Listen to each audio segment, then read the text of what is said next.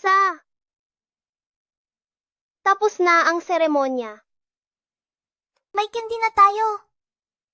Ito ang iginuhit kong marriage certificate. Isa para sa iyo at isa para sa akin. Iingatan ko to ng mabuti. Kapag lumaki na ako, bibigyan kita ng totoong marriage certificate. Sige.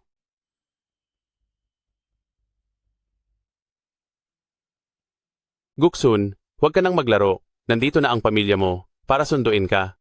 Halika na rito. Nariyan na po.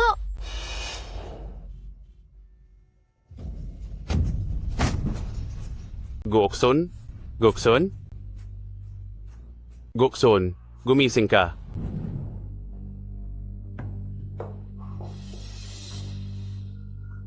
Doktor, kumusta po? Kumusta ang anak ko? May pambihirang RH negative na dugo ang bata, ngunit ang ganitong uri ng dugo ay kulang sa aming ospital.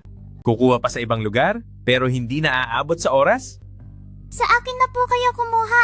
RH negative po ang dugo ko.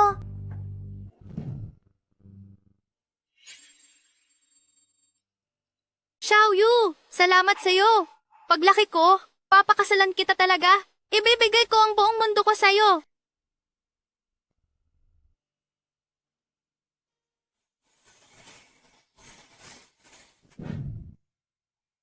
Neng, ito ay sabaw para sa iyong dugo. Uminom ka pa nito. Kaming mga gu ay gaganti sa kabutihan mo.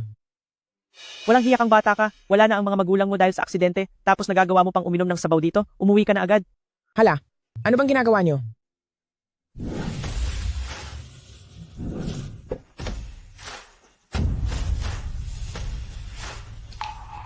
Maligayang pagbabalik sa bansa, Young Master.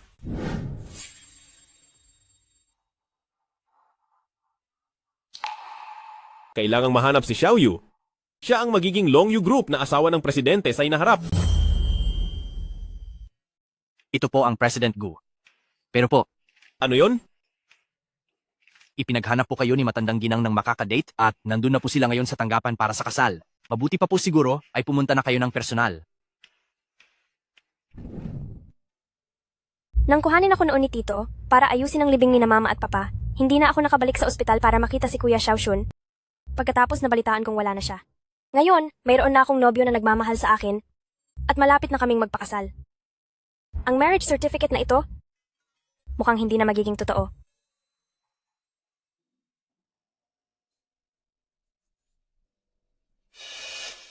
Sa wakas, dumating ka na rin dyan, Long. Kanina pa kita hinihintay.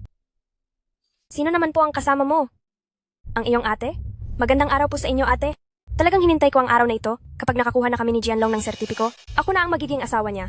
Sino ka ba sa akala mo? Bakit ka nagpapakitang gilas sa aking ate? Anong ibig mong sabihin? Sertipiko ng kasal? Hindi ba ako ang dapat mong pakasalan? Pakakasal sa iyo? Pinaglalaruan lang naman kita. Ang mahal ko lang ay ang tanging baby ko. Hello po, ako po ang iyong makaka-blind date. Ako si Gu Exun. Ikaw ba yung makakadate ko para magpakasal, si Guksun? Naku, magpapakasal na nga tayo, may dala ka pa talagang regalo? Pasensya na po, pero hindi ito regalo. Ito ay ang ibinebenta kong mga bitamina. May 4 na bote bawat set. 10 pang orders ang kailangan ko para matapos ang trabaho. Bumili ka naman ng 5, suportahan mo naman ako. Bibigyan kita ng 20% discount. Ano ito, tagapamagitan? Anong nangyayari dito? Ang sabi niyo po sa akin, gwapo at mayaman kaya ako pumunta. Naku, sinasayang mo lang ang oras ko. Kriminal ka. Nagtitinda lang naman ako, bakit mo ako tatawaging kriminal? Tignan nyo naman po ang produktong ito, sakto ito para sa mga may edad na babaeng gaya nyo. Paano na yung pinagsamahan natin itong mga nakaraang araw, wala lang ba? Paano na lahat ng sakripisyo ko para sa iyo? Wala kang halaga sa akin, HMP. Sasabihin ko sa iyo, sa pagpapakasal ko sa mahal ko, hindi ko na kailangang maghirap habang buhay. Ano namang maibibigay mo sa akin? Maging makatotohanan ka. Sino ba ang gustong magpakasal sa isang dukhang gaya mo? Lumayas ka na. Ano kaya kung tayo na lang ang magpakasal?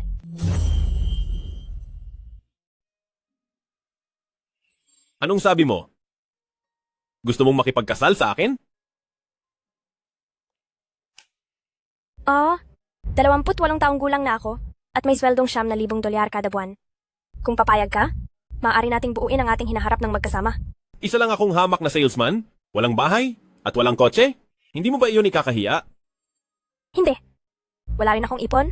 Ang gusto ko lang ay ang mamuhay ng maayos kasama ka. Hindi alintana ng babaeng ito ang kahirapan ko. Pwede na rin siyang ipakilala kay Lola kapag nahanap ko na si Xiaoyu. Tsaka na lang kami magdidiborsyo. Dalawang pulubi. Bagay na bagay talaga kayo. Huwag na lang natin silang pansinin. Magparehistro na tayo ngayon.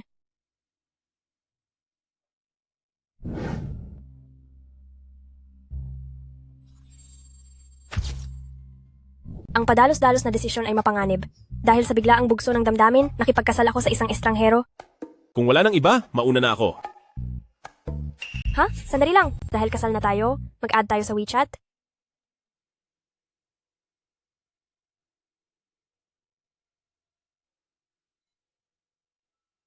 Go Exxon! Ay, kapangalan mo pala ang kaibigan ko. Sayang nga lang at wala na siya. Huwag mo akong gagawing pansamantalang kapalit lang. Bakit ko naman gagawin iyon? Talagang tadhana tayo. Bibili ako ng mga supplement mo bilang suporta sa'yo. Magkano ba ang mga ito? Lagot! Nakalimutan ko kung magkano ang presyo ng mga ito. 50 dolyar. Hindi dahil asawa mo na ako ay ibebenta mo na ng ganyan kamura. Hindi mo maaabot ang benta mo niyan. Alipay, 500 dolyar na natanggap. Sige, papasok na ako sa trabaho. Galingan mo, babye. Tila ang babaeng ito ay sadyang napakabait at tapat.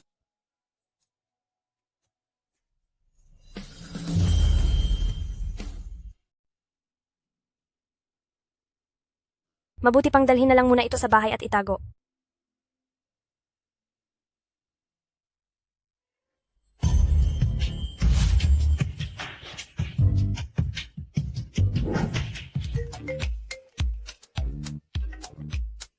Gushun, nagpanggap ka na naman na isang salesman, kaya tinakot mo na naman at pinalayas ang dinedate mo. Inaantay mo ba talaga na lalaki pa ang ipakilala ko sa iyo?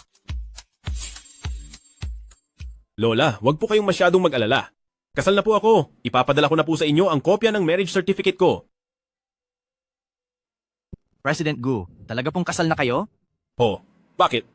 Pero narinig ko po kakalan lang, may isang taong may dalang dikamay na guhit lang na marriage certificate sa fanching design. Baka po si Xiaoyu ang taong iyon? Bilin agad ang fanching design ngayon din. Jiang Wanyu, bakit huli ka na namang pumasok ngayong araw? Pasensya na po. Kumuha lang po ako ng dokumento para sa kasal ko. Pero nakapagsumite na naman po ako ng leave application. Kasal ka na? Kay Zhao Jianlong ba na galing sa pamilya nyo? Hindi po ano. Doon po sa isang tao nakakakilala ko pa lang. Ano? Hindi maaari? Nakipag-flash marriage ka sa taong kakakilala mo pa lang. Nawawala ka na sa sarili mo, Wanyu. Ang kapitbahay ko noon, dahil pinipilit mag-asawa, kung sino na lang ang pinakasalan niya ng mabilis. Ang resulta, isang masamang tao pala ang napakasalan niya na nananakit. Mukhang hindi naman siya masamang tao. Maayos naman po siyang tignan. Nasaan ang marriage certificate mo? Ipakita mo nga sa amin ngayon din. Ha? Sige po.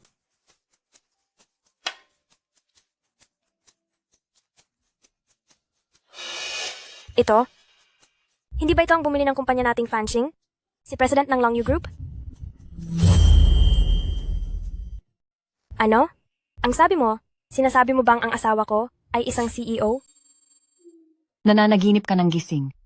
Ang CEO ng Longyu Group ay hindi kailanman nagpapakita sa publiko, kaya paano mo nalaman na siya ang CEO? Nakita ko na ang mukha ng CEO noon mula sa gilid, at eksaktong kapareho iyon ng nasa larawan. Umalis ka nga. Mula lang sa gilid iyon, paanong magiging ang CEO iyon? Ang isang pobreng gaya ni Jiang Wanyu, mapalad na siya kung makapag-asawa ng normal na tao, tapos umaasa pa siyang makapag-asawa ng CEO? Nakakatawa talaga. Ang larawan sa marriage license ay mukhang lalaking umaasa lang sa pera ng babae. Baka nga, isa lang siyang walang kwentang manloloko. Si Jiang Wanyu pa, ang kailangang gumastos para buhayin siya. Hindi katulad ko. Napakaraming humahanga sa akin. Napawang mga gwapo at mayayamang anak ng mga bilyonaryo. Sino ka ba sa akala mo, Jiang Wanyu, para mangarap na ikakasal sa pinakasikat na CEO ng Longyu Group sa buong Hangcheng? Opo, ma'am. Alam namin gustong-gusto ka ng lahat, pero sa sobrang pili mo, 40 taon ka na at wala ka pa ring napipili. Hoy, Wanyu! Bakit hindi mo pasundo sa asawa mo ang sarili mo pagkatapos ng trabaho? Sakto, matutulungan ka naming suriin siya. Tama. Dahil marami namang tao sa opisina, pwedeng mag-alok ng paninda si Guksun dito, baka sakaling maabot niya ang benta niya. Sige, okay lang sa akin. Mahal, mamayang alas 6, pwede mo ba akong sunduin sa trabaho? Sige. Sir President Gu, hindi ba't nagpakasal lang kayo para sundin ang inyong lola? Pero bakit tila Nahuhulog na ang loob ninyo sa kanya. Hinding-hindi ako mahuhulog sa kanya. Ginagawa ko lang ito para magmukhang totoo. Para hindi magduda si Lola. Okay.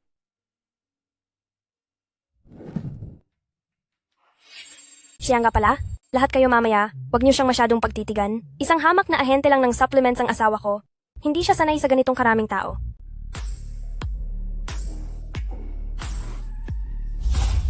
Wow, siya na ba ang asawa ni Wanyu? Ganun ba talaga kayaman ang asawa ko? Asa ka pa? Sa manliligaw ko kaya ang sasakyang ito. Ang manliligaw ni Direktora Xie, ganito pala ang itsura. Bebe, bakit ka tumatakbo? Hindi ka ba masaya na makita ako? Hindi ba sinabi ko naman sa'yo na huwag masyadong magarbo? Nakatingin ang lahat ng mga katrabaho ko. Anong kinatatakutan mo? Gusto ko ngang makita nila kung gaano kita kaminahal. Haha. Ito ba yung sinasabing gwapo at mayamang anak ng bilyonaryo? Mukha siyang mas matanda sa edad niya. Manliligaw pala ito ni Direktora Xie, akala ko ay asawa mo. Kahit hindi kasing yaman ng kanyang asawa ko. Pero hamak na mas gwapo naman siya. Anong silbi ng pagiging gwapo? Mas pipiliin ko pang tumawa sa loob ng mamahaling kotse kaysa umiyak sa isang bisikleta. Jiang Wanyu, bakit hindi pa dumarating ang asawa mo? Baka naman nakabisikleta lang siya papunta rito. Uy, may dumating na namang isa.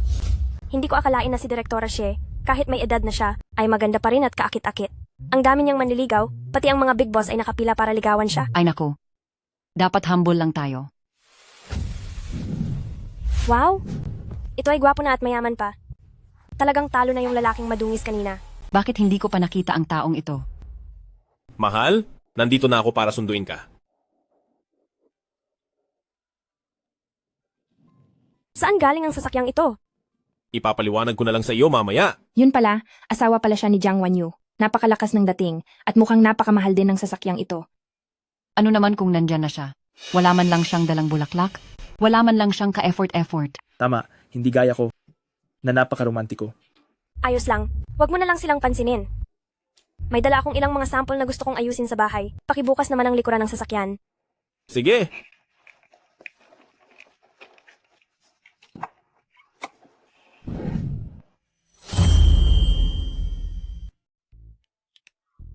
Totoo ba ito, Wanyu?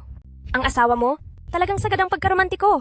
Oo nga, hindi ko akalain na ang napangasawa ni Wanyu sa isang biglaang kasal ay ganito kagwapo at ganito kayaman. Hindi naman, ordinaryong tao lang siya. Gabi na rin, una na kami.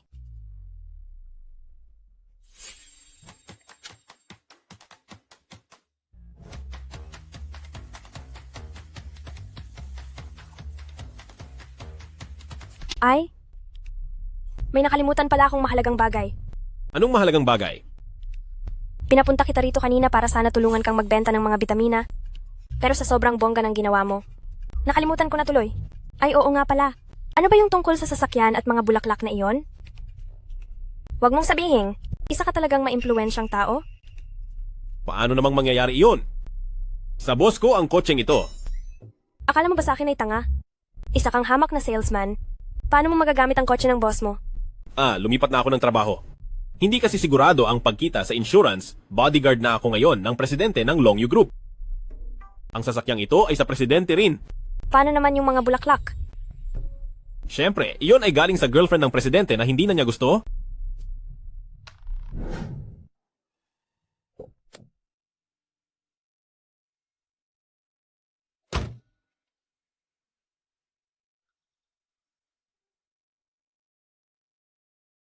Iyon lang. Hindi na makakapasok ang kotse rito sa harap. Salamat sa paghatid sa akin pa uwi. Sige, gusto mo bang pumanhik muna sa taas?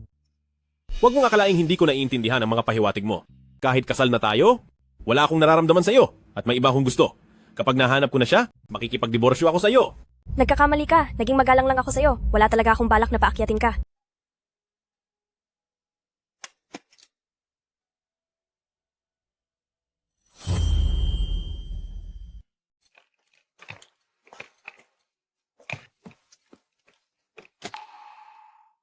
Anong tinitingin-tingin mo? Gusto ko lang sanayin ang lakas ng braso ko, hindi dahil sa tinitirhan mong bulok na bahay na ito. Walang elevator, tapos may dala pa akong maleta, tayo na. Masyado talagang mapagmataas ang lalaking ito.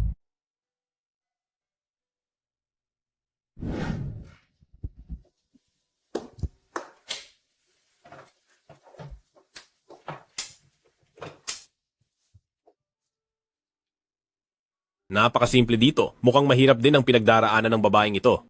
Bibigyan kita ng isang bahay pagkatapos nating mag-divorce. Walang ang pera ang lalaking ito. Nagagawa pa niyang magbigay ng huwad na pangako. Bakit ka tumatawa? Ha? Hindi ako tumatawa. Inaasahan ko lang na mahanap mo na ang mahal mo para makipag-divorce na sa akin. Ganoon ba? Pwede kitang gawan ng litrato. Sabihin mo sa akin kung anong klaseng tao ang mahal mo at anong itsura niya. Iguguhit ko siya para sa iyo. Sama-sama nating hanapin siya. Siya ang pinakaamo at pinakamabait na babaeng nakilala ko kailanman. Ang mga mata niya ay parang bituin. Ang mga ngiti niya ay parang araw. Lahat ng papuri sa mundo ay karapat-dapat para sa kaniya. Kuya, wala namang detalye iyan. Paano ko yan iguguhit? Sabihin mo ang mas eksaktong detalye. Ibigay mo sa akin ang larawang iyan at titingnan ko. Hindi pwedeng makita. Bakit? Kung ikaw lang ang may unang pag-ibig, ako ba hindi pwede?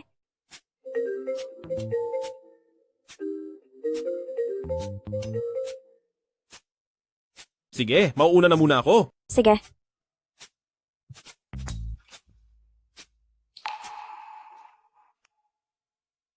President Gu, ang elementary school mo ay magdaraos ng anibersaryo sa susunod na linggo. Inaanyayahan nila ang lahat ng mga nagtapos na dumalo, baka sakaling pupunta rin si Xiaoyu.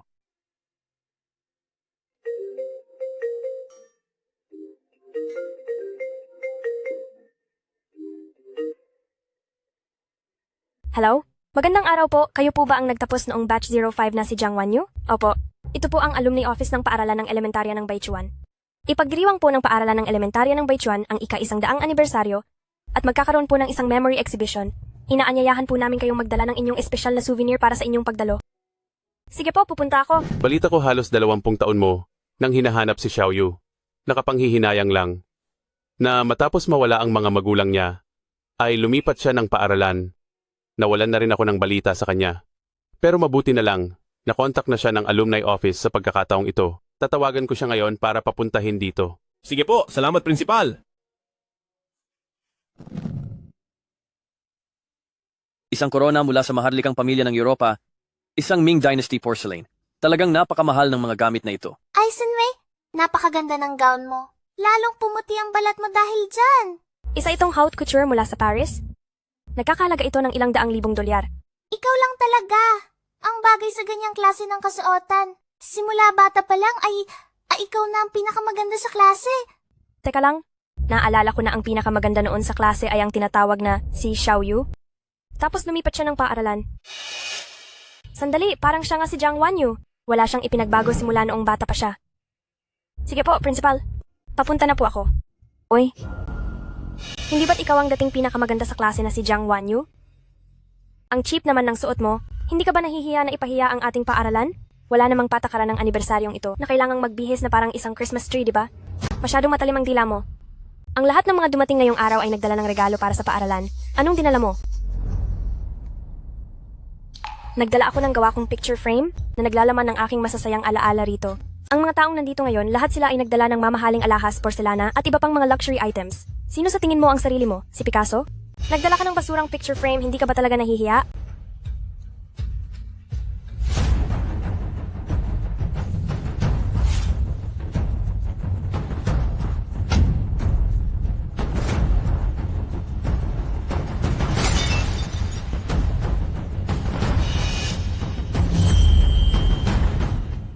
Naku, basag na ang mga souvenir. Paano mo kaya ito ipapaliwanag sa paaralan? Tumigil ka sa panunuya mo. Kung hindi mo ako tinulak kanina, mababagsak ba ang mga ito? Tinulak kita? Sinong nakakita? Hindi ba't kusa kang natumba? Akala mo ba walang CCTV rito? CCTV? Kami ang nagsisilbing mga saksi rito. Halika rito. Paano nasira ang mga souvenir na ito? Magsalita ka. Isang mayamang eredera si Lee Sin-wei, samantalang mahirap lang si Jiang Wanyu. Mabuti pang huwag ko nang galitin si Lee Sin-wei. Opo. Totoo po. Si Jiang Wanyu ang mismong nakabasag. Correct. Kilala si Miss Lee bilang isang kagalang-galang na binibini. Kaya imposible na pagbintangan kanya. Sige. Talagang nagsasabuatan kayo sa kasinungalingan, ha? Pupunta ako ngayon sa opisina ng principal para malaman ang totoo at siya ang humusga. Harangan siya. President Gu, magsisimula na ang international conference. Sige po, asikasuhin niyo muna ang gawain niyo. Gagawan ko na lang po kayo ng schedule sa kanya sa ibang araw.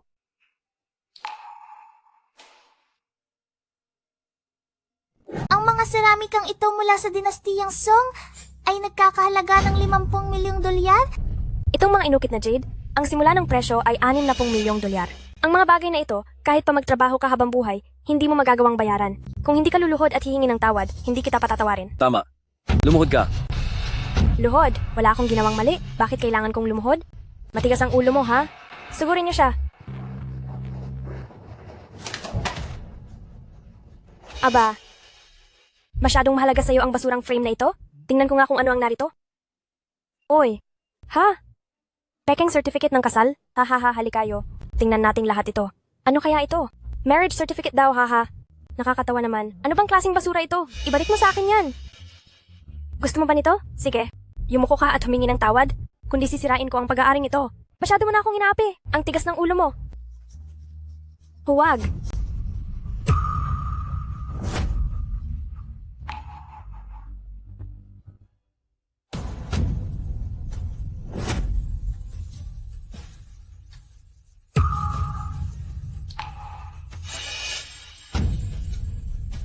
Xiaoyu. Tumigil kayong lahat.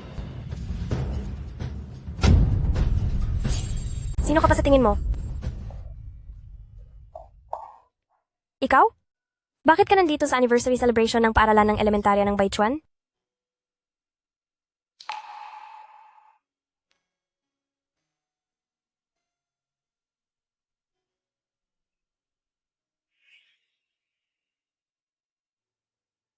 Xiaoyu?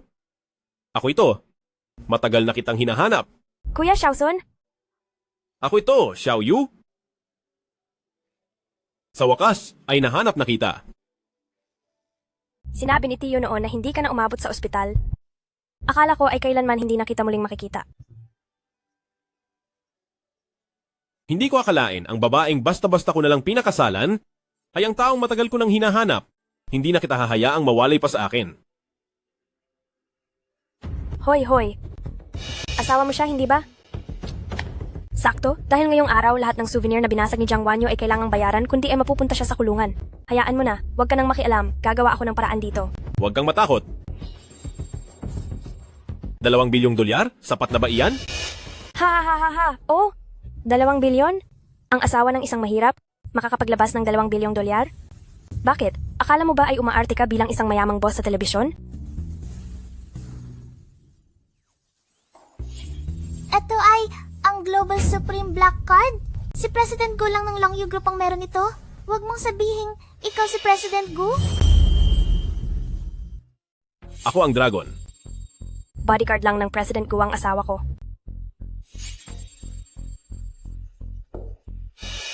Tama. Ako ang President Gu. President Gu, ngayong araw ay si Jiang Wanyu. Nakabasag siya ng souvenir. Hindi ito pwedeng palampasin lang ng ganito. Asawa lang siya ng bodyguard mo. Hindi mo dapat siya pinagtatakpan. Siyempre, hindi ko siya pagtatakpan. May 2 bilyong dolyar sa loob ng card na ito. Hati-hatiin nyo na iyan. Huwag mo na silang tignan, tara na. Pasensya na po, Principal. Nasira ko po ang lahat ng mga souvenir na para sana sa eskwelahan. Ay, alam kong hindi mo sinasadya. Huwag mo na itong isipin. At isa pa, ang pagmamahalan ninyo ni Guksun, ang pinakamagandang souvenir para sa paaralan. Sabi nga nila, sa tapat na pagsisikap, ay magbubunga ang lahat. Ilang taon na si Guksun, na ginagamit ang lahat ng koneksyon. Para hanapin ka, sa wakas ay nahanap ka na rin niya. Pero Guksun, sa buhay, dapat ay maging tapat ka. Ang garbo? Ano po kaya ang gustong ipahiwatig ni Principal sa mga sinabi niya? Noon, nagkunwari akong mahirap para makapag-flash marriage. Ngayon, kailangan kong panindigan ang pagsisinungaling ko. Laging puno ng filosofiya ang sinasabi ng principal. Kahit ako ay hindi rin nakakaunawa. Halika na, dadalhin kita sa ospital. Maliit na sugat lang ito, kaya na itong gamutin sa bahay.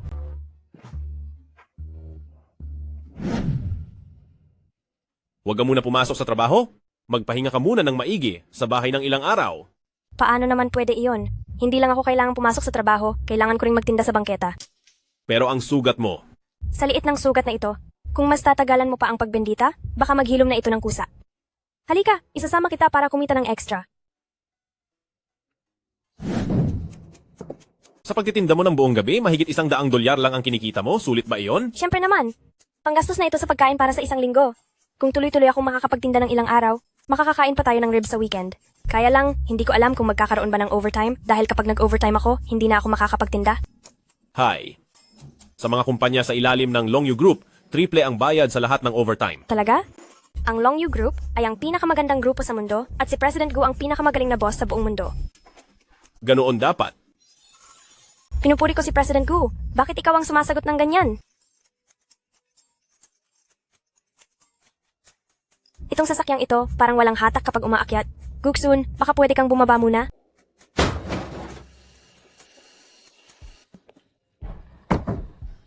Sino ba yan? Hindi mo ba nakitang may tao sa harap? Inakala ko kung sino, ikaw lang pala. Ang pulubing ito, nagawa mo pang banggain ang sasakyan ng boyfriend ko? Ang dalawang hamak ninyong buhay, kahit pagsamahin pa, ay hindi sapat pambayad dito. Li Shinwei, bakit parang mas kumakapal ang mukha mo? Ikaw na nga itong bumangga sa sasakyan ko at hindi na nga kita pinagbayad pero ikaw pa itong may ganang mamera. Magkano lang ba ang halaga ng tricycle mong iyan? Ang minamaneho ng boyfriend ko ay ang pinakabagong modelo ng BMW. Tingnan mo, dahil sa gasgas na yan, $800,000 ang bayad, kung hindi ay walang aalis dito. 800,000? Bakit hindi mo na lang ako pagnakawan? Ngayon lang ako nakakita ng taong garapalang nangingikil ng pera. Wala kaming oras na makipaglaro sa inyo. Tara na, asawa ko. Hoy, teka lang. Ikaw pala ang asawa ni Jiang Wanyu? Ano ngayon? Kaya pala, noong panahon ng interview, todo ang pag-aalaga ni President Gu sa kaniya, akala ko pa naman ay kinalantarin niya si President Gu dahil lang pala sa iyo. Grabe, bagay talaga kayo sa isa't isa. Ang isa mahilig mamulot ng basura, at ang isa naman ay hamak na bodyguard. Naku, perfect match talaga kayo. Ano namang masama sa pagiging bodyguard? Ang bawat trabaho ay karapat-dapat na respetuhin, pero ang isang magnanakaw ng gawa ng iba na tulad mo, iyon ang nakakahiya, ikaw. Ah, baby, inaway niya ako. Baby, huwag kang mag-alala. Nandito ako.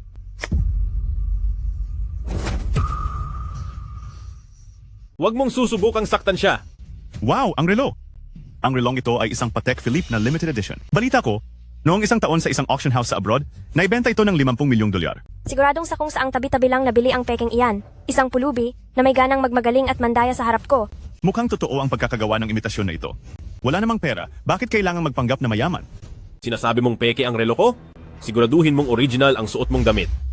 Ang mga butones ng tunay na damit na iyan ay tinahi gamit ang gintong sinulid pero ang suot mo ay ordinaryong sinulid lang ang gamit. Ngayon sabihin mo sa akin, sino ang nagpapanggap na mayaman sa ating dalawa? Baby, totoo ba ang sinasabi niya? Paano naman mangyayari iyon? Isang hamak na bodyguard lang, paano niya malalaman kung tunay ang isang bagay? Naggagawa-gawa lang siya ng kwento. Dahil naiinggit lang siya sa akin. Hindi ka man lang karapat-dapat na maging bantay sa pintuan ng bahay namin? Bakit hindi kayo nagdala ng pangungog sa pag-alis nyo? Napakabaho ng hininga nyo, hindi man lang kayo nag-alalang makaistorbo sa ibang tao. Sa bagay, para sa mga taong walang modo, marahil ay wala kayong pakialam sa mga ganitong bagay. Ako at ang baby ko ay nakatakdang kumain sa isang Michelin star restaurant at wala kaming oras para makipag-usap sa isang mababang uri na tulad mo. Huwag ka nang madaldal, bayaran mo kami agad. Li Shinwei, pare-pareho lang naman tayong pinalaki ng mga magulang natin, kaya bakit mo nasasabing nakakataas ka? Pareho ba ang mga magulang natin?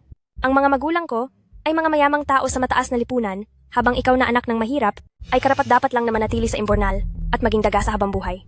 Akala mo ba ay kapantay kita? Kumunahon ka, kumalma ka lang. Hindi sulit na magalit ka sa taong ganyan. Sige, hamunin mo ako. Sige, saktan mo ako.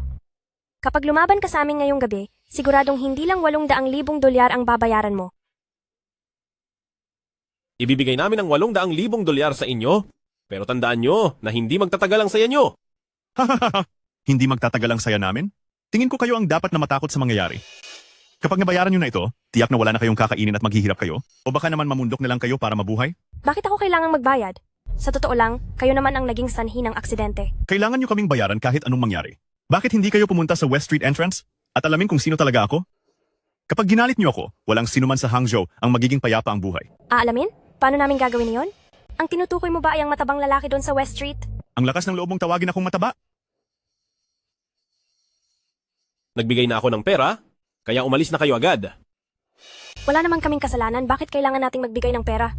At saka saan tayo kukuha ng ganoon kalaking halaga? Magtiwala ka sa akin? Sisiguraduhin kong may magandang palabas mamaya. Ano yung ibinubulong nyo diyan? Gusto nyo bang tumakas sa utang? Huwag kang mag-alala tungkol sa pera. Ako na ang bahala rito.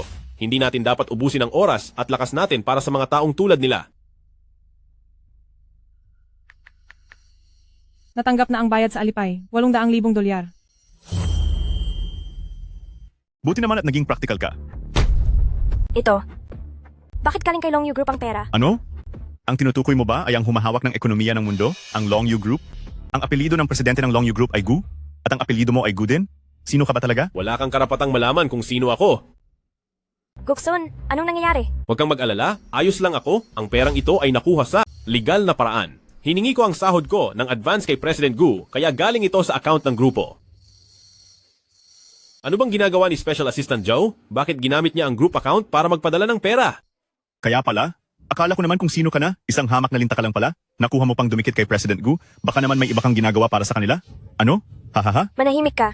Ang kapal ng mukha mo, sinasabi ko sa'yo. Kapag ininsulto mo pa ang asawa ko, parurusahan talaga kita. Huwag kang padalos-dalos. Nakuha mo na ang pera kaya lumayas ka na. Jiang Wanyu, huwag mo akong tingnan ng ganyan. Itong 800,000 dolyar na ito ay panggastos lang namin ng baby ko para sa isang hapunan. Ay, muntik ko nang malimutan. Ang 800,000 dolyar na ito, kayong dalawa, kahit magtipid pa kayo ng 10 taon, hindi nyo maiipon iyan, di ba? Huwag ka nang makipag-usap sa dalawang dukhang ito. Tara na. Guksun, wala ka na ba talagang pagpapahalaga sa pera? Pinitawan mo ang 800,000 dolyar ng ganoon lang. Huwag kang magalit, panoorin mo mamaya ang isang magandang palabas. Paano ko kaya mababawi ang 800,000 dolyar na iyon?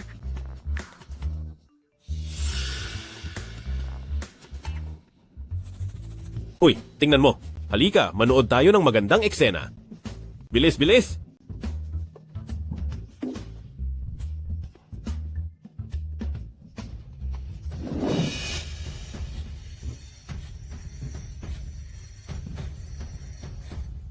Ano ang nangyari? May gana pa kayong magtanong kung anong nangyari?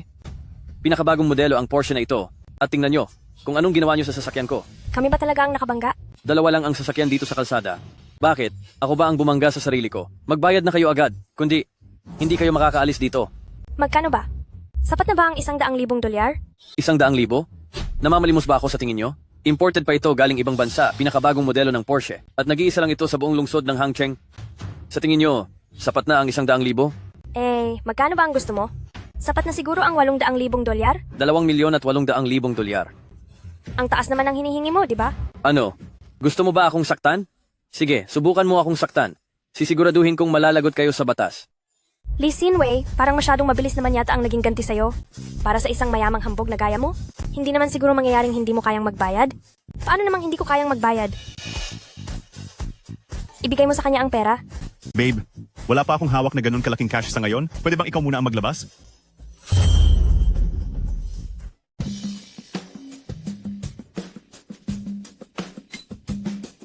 Sa'yo na. Baby! Huwag ka nang magalit, baby. Huwag ka nang magalit. Talagang makatarungan ng langit, darating at darating ang ganti. Ngayong gabi, masyado akong masaya na baka makadami ako ng kain ng kanin. Tara na!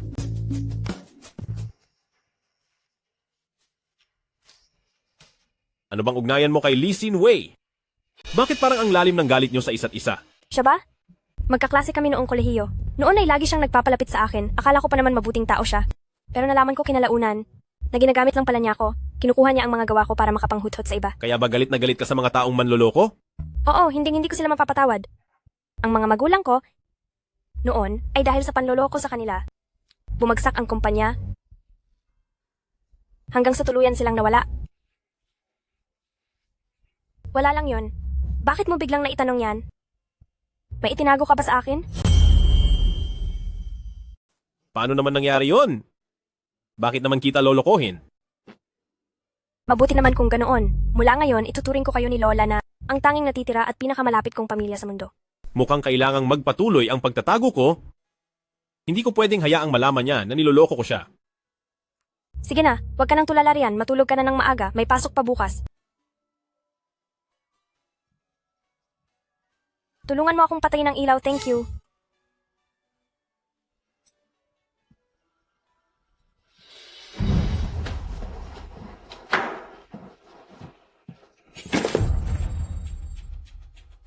Listen, Wei. Anong ginagawa mo rito? Ang tito ko ay isa sa mga direktor ng Long Yu Group, kaya itong maliit na fanching design ay mapapasukan ko kahit kailan ko gusto. Nagagawa mong gawing formal at marangal ang paggamit mo ng impluensya, kakaiba ka talaga. Sadyang inggit ka lang sa mga bagay na hindi mo makuha. May ganitong connection ako, ikaw ba meron? May kakayahan ako, ikaw ba meron? Kakayahan? Anong kakayahan? Kakayahang magbenta sa tabi-tabi? Hindi niyo pa ba alam? Iyang si Jiang Wanyu ay tindera lang sa bangketa. Sinwerte lang talaga siya na makapasok dito sa fanching design. At akala mo naman kung sino na siyang mahalaga. Mabuti pang magtrabaho na lang tayo. Huwag na tayong gumawa ng gulo sa opisina. Bakit? Takot ka ba sa kanya? Sasabihin ko sa inyo, nakakuha ako ng imbitasyon para sa anniversary banquet ng Long Yu Group. Kaya alam niyo na siguro ang dapat gawin kung gusto niyo ring makasama. Anniversary. Ang balita ko ay gaganapin yan sa pinakamahal na mansyon sa Yunxiao Mountain Villa at makakakita tayo roon ng maraming private collections na hindi basta-basta nakikita. Ang ipapakita raw sa pagkakataong ito ay ang Ice Grade Jadeite na pagmamayari ng isang misteryosong kolektor. Balitang ang halaga niyon ay higit 100 milyong dolyar. Dapat ay ang mga mahahalagang core employees lang ang makakadalo. Ate Shinwei, pwede mo ba kaming isama? Basta't magpapakabait kayo, oo naman. Talaga? Sinwei, napakaganda mo na, napakabuti pa ng puso mo. Hindi katulad nitong si Jiang Wanyu, na siguradong wala man lang kaalam-alam kung ano ang hitsura ng isang banquet. Kung gusto niyong sumipsip sa kanya, gawin niyo. Huwag niyo lang istorbohin ang paggawa ko ng design. Mahilig ka palang magtrabaho? Sige, tutulungan na kita. Itong ilang samples ng embroidery, kapag natapos mong tahiin, magiging mabait ako at isasama kita para naman lumawak ang pananaw mo. Ang sarili mong trabaho ay wala akong pakialam. Tungkol naman sa sinasabi mong party, hindi ko kailangan ng tulong ng isang taong katulad mo para makapasok. Isang vendor lang naman, pero bakit kung makakilos ka, ay parang kung sino ka na. Tama, naniniwala ka ba na kapag nagsalita na ang tito ni Sinwei, ay agad kang matatanggal sa kumpanyang ito? Hay nako, dahil naging magkaklase naman tayo noon, hindi na kita tatanggalin sa trabaho. Pero ang asawa mo, anong ibig mong sabihin? Ang asawa mo ay bodyguard ng president, diba? Ang tito ko ay isa sa mga director ng kumpanya. Ang magpalit ng isang bodyguard ay napakadaling bagay lang para sa amin. Ang away nating dalawa, huwag mo nang idamay ang ibang tao. Alam ko na pareho tayo nang iniisip, kaya depende na yan sa gagawin mo. Alis na kami.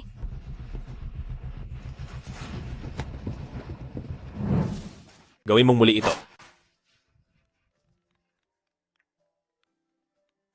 Tumatawag ka sa ganitong oras? Siguro ay namimiss mo na ako. Kanina lang ay nakakunot ang noo nyo, pero nang makita ang tawag ni Mrs. ay napangiti na kayo. Mukhang si President Gu ay totoong nagkakagusto na kay Mrs. Anong problema? Mag-overtime ako ngayong gabi, huwag mo na akong hintayin, umuwi ka na muna. May inihanda akong pagkain sa loob ng ref, initin mo na lang bago kainin. May gagawin pa ako kaya ibababa ko na ito.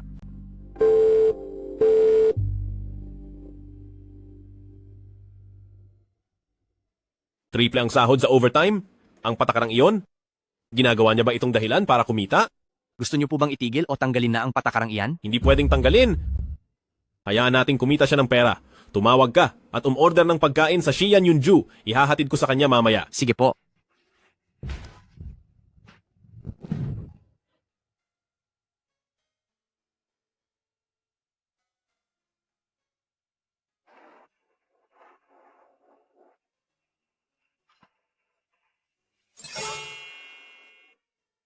Bakit ka nandito? Baka kasi gutom ka na? Hindi naman ako gutom.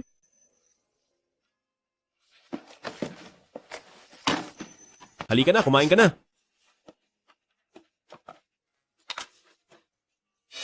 Sa Xi'an Yunju? Sa pagkakaalam ko ay 10,000 dolyar ang bayad kada tao sa restaurant na ito. Guksun, huwag mong sabihin. Ay, hindi. Hindi ba bodyguard ako ng CEO? Para sa kaligtasan ng boss, kailangan ko munang tikman ang pagkain niya para sa anumang lason. Ang mga ito ay binigay lang sa akin ng boss. Mukhang hindi pala madali ang maging CEO, pati pagkain kailangang ipag-alala kong ligtas. Buti na lang, normal na tao lang tayo.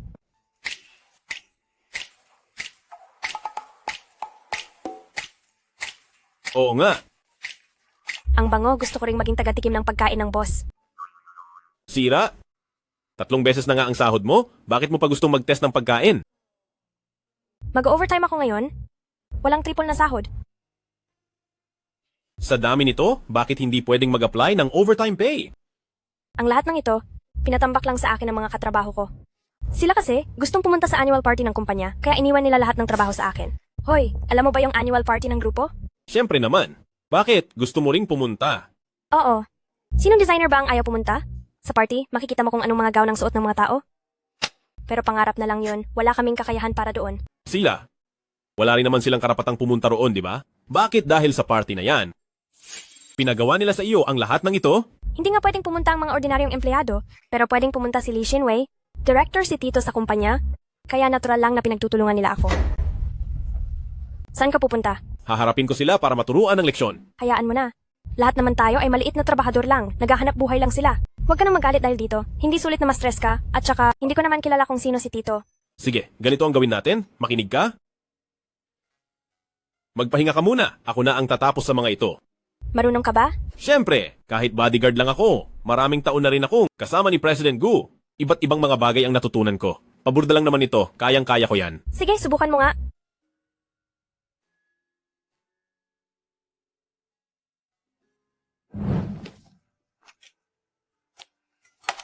Tapos na.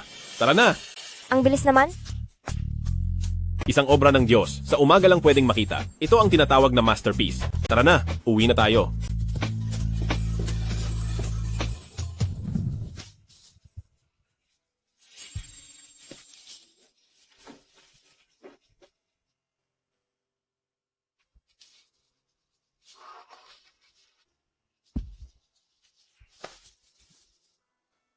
Naku po. Paano pa ako makakatulog nito?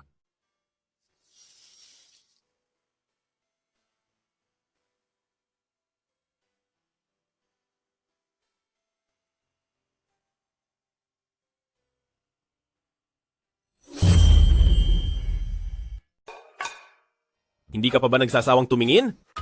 Gusto mo bang lumapit pa para makita? Ay, sorry po. Pumunta ako rito para magtanong kung pwede ba tayong matulog ng magkasama ngayong gabi? Hindi iyon ang ibig kong sabihin. Ang gusto kong sabihin, pwede ba tayong matulog sa iisang kama?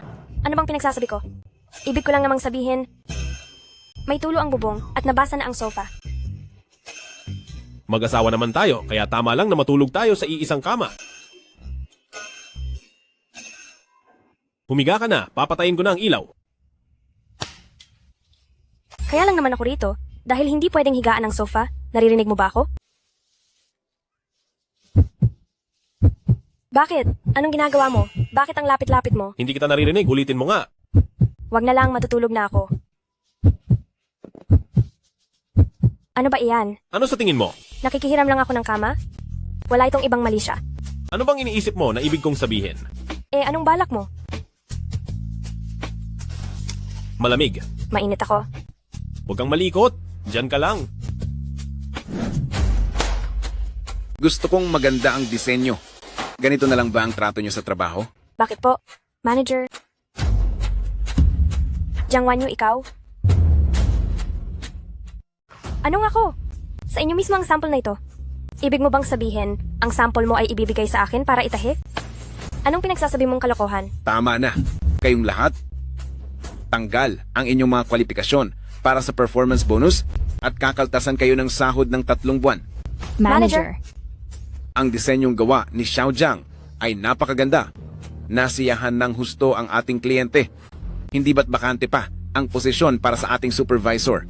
Simula ngayon, si Xiao Jiang na ang supervisor ng Fashion Design Department. Ito ang imbitasyon para sa anibersaryo ng kumpanya bilang parangal sa iyong mahusay na performance. Salamat po, Manager. Dapat kayong matuto kay Xiao Jiang. Huwag kayong gumagawa ng mga grupo o kampihan dito sa opisina. Ituon ninyo ang inyong isip sa trabaho. Maliwanag ba? Opo, boss. Naintindihan po namin.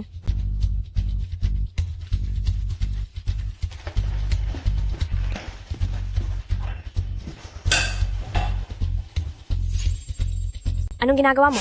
Ibalik mo iyan sa akin. Huwag kang magmadali. Ibabalik ko rin ito agad. Ano bang ginagawa mo? Ito, pinaghirapan ko. Ito makuha. Bakit? Iniisip mo ba, na tulad ni Cinderella, makakatagpo ka ng prinsipe sa party na iyan? Gising na sa katotohanan. Ang totoo, sa buong pagkatao mo, ay wala ka ni $100. Wala ka ngang disenteng damit na pang party, kaya ano ang isusuot mo doon? Manatili ka na lang sa basurahan, dyan ka lang at wag nang magtangkang umalis.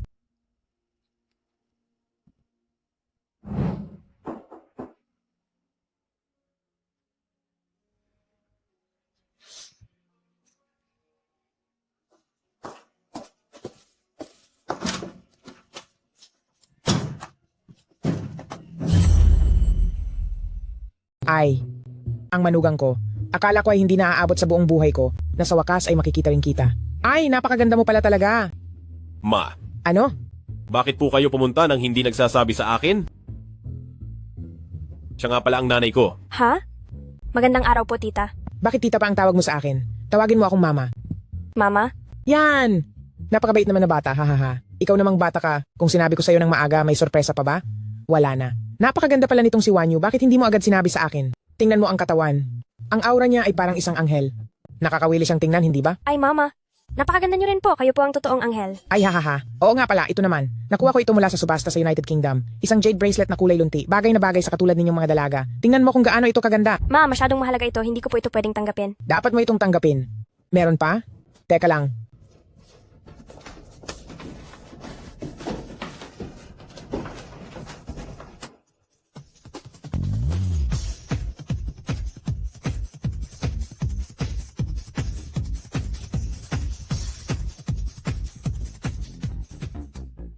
Ang mga ito ay bahagi pa lang. Tungkol naman sa mga bestido, nagpahanap ako sa royal designer sa United Kingdom para ipasadya ang mga ito para sa iyo. Pati itong mga kuwintas at alahas ay lahat nakuha ko rin mula sa mga subasta. Kung may magustuhan ka pa, sabihin mo lang kay mama. Hahanap ako para sa iyo sa susunod, okay? Ganito ba kayaman ang pamilya niyo? Hindi totoo ang lahat ng iyan. Hilig lang talagang manood ni Mama ng mga maikling drama. Lagi niyang ginagaya ang mga bonggang eksena doon, di ba ma? Kapag tinakot niyo siya at lumayo siya, ewan ko na lang kung saan kayo iiyak niyan. Hahaha. Oo, tama. Hahaha. Eh, paano naman ang mga bodyguard kanina? Mga kasamahan ko lang sa trabaho iyon. Sa linyang tinatrabaho namin, likas na matulungin ang lahat. Kaya tinulungan na nilang bitbitin ang mga gamit ni Mama. Haha. Hahaha. Iyan, Wanyu. Tanggapin mo na ito. Kaunting regalo lang ito ni mama para sa iyo. Salamat po, ma. Pero ordinaryong empleyado lang po ako. Hindi ko naman po magagamit ang mga ito. Hindi ba't pupunta ka sa isang party? Hindi ko pa sinasabi iyon. Paano nyo nalaman? Wala pa naman akong sinasabi. Paano mo nalaman? Ako kaya ang personal bodyguard ni President Gu. Ano mang iplano ni President Gu? Alam ko. Ganoon pala iyon. Kaso ngayon, hindi na ako makakapunta. Bakit? Anong nangyari? Pinunit kasi ang invitation letter ko. Sinong nangahas namang api sa manugang ko? Ma, Baka matakot po siya sa inyo. Aha, iyon ba, Wanyu? Sa susunod na may mga api sa iyo, sabihin mo agad kay mama. Kahit sigukson pa ang mga api sa iyo, hindi ako papayag. Ma, Bakit? wag po kayong mag-alala. Hindi ko rin po kayang saktan niyan. Oh, ito sa iyo. Bakit meron ka rin ito? Benefit ito ng pagiging bodyguard ng boss. Pero kung ibinigay mo na ito sa akin, paano ka napupunta? Huwag mo na siyang alalahanin. Mukha pa lang niya ay sapat na para makapasok. Gagamitin ang mukha? Kapal ng muka.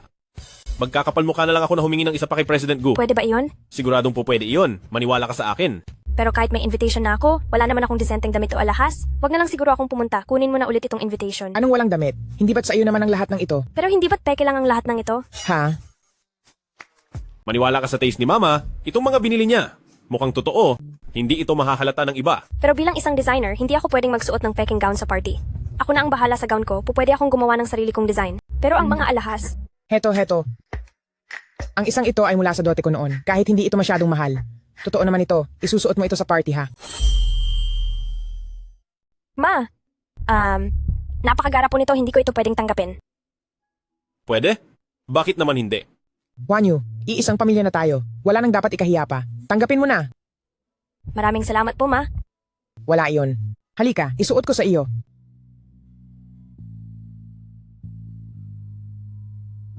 Asahan mo na sa Longyu Group, sa party ng kumpanya, ay nakuha pa nilang i-reserve ang sikat na sikat sa buong mundo na Yunxiao Mountain Villa.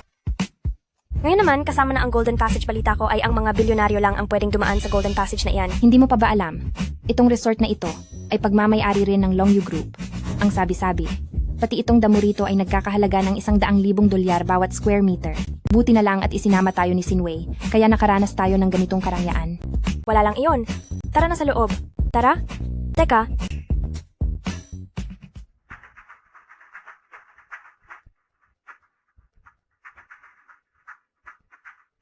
Hindi ba si Jiang Wanyu iyan? Bakit siya nandito? Salamat po, Manong Driver. Pasensya na sa abala. Masyado bang pansinin ito? Tatakpan ko na lang muna ito. Akala ko naman kung sino. Bakit? Balak mo bang puslit na pumasok sa loob ng hall? Hindi mo ba nakikitang lantaran akong pumapasok dito? Kung wala kang pakinabang sa mga mata mo, ipamigay mo na lang. Lantaran, meron ka bang imbitasyon? Wala kang pakialam. Security guard! May tao ritong walang imbitasyon at sinusubukang pumasok ng sapilitan sa hall. Ma'am, bawal po ang pumasok ng walang imbitasyon. Kung ipipilit nyo pa rin pumasok, malamang ay sa kulungan po ang bagsak nyo. Narinig mo ba? Umalis ka na lang ng tahimik bago ka mapahiya? Dahil kapag napunta ka sa mga pulis, mahihirapan ka ng makalabas? Sinong nagsabing wala akong imbitasyon? Sinong nagsabing wala akong imbitasyon?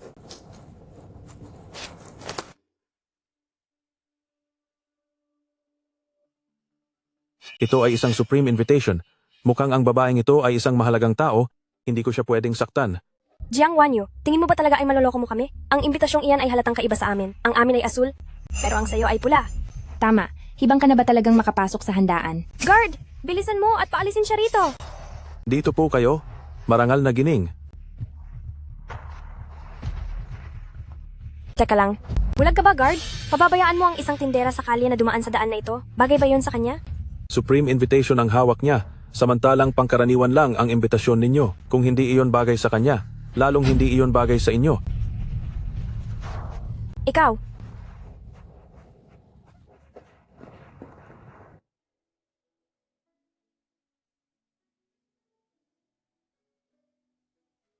President Gu, nandito na po ang may bahay. Nandito na agad? Pupunta muna ako sa lounge para umiwas.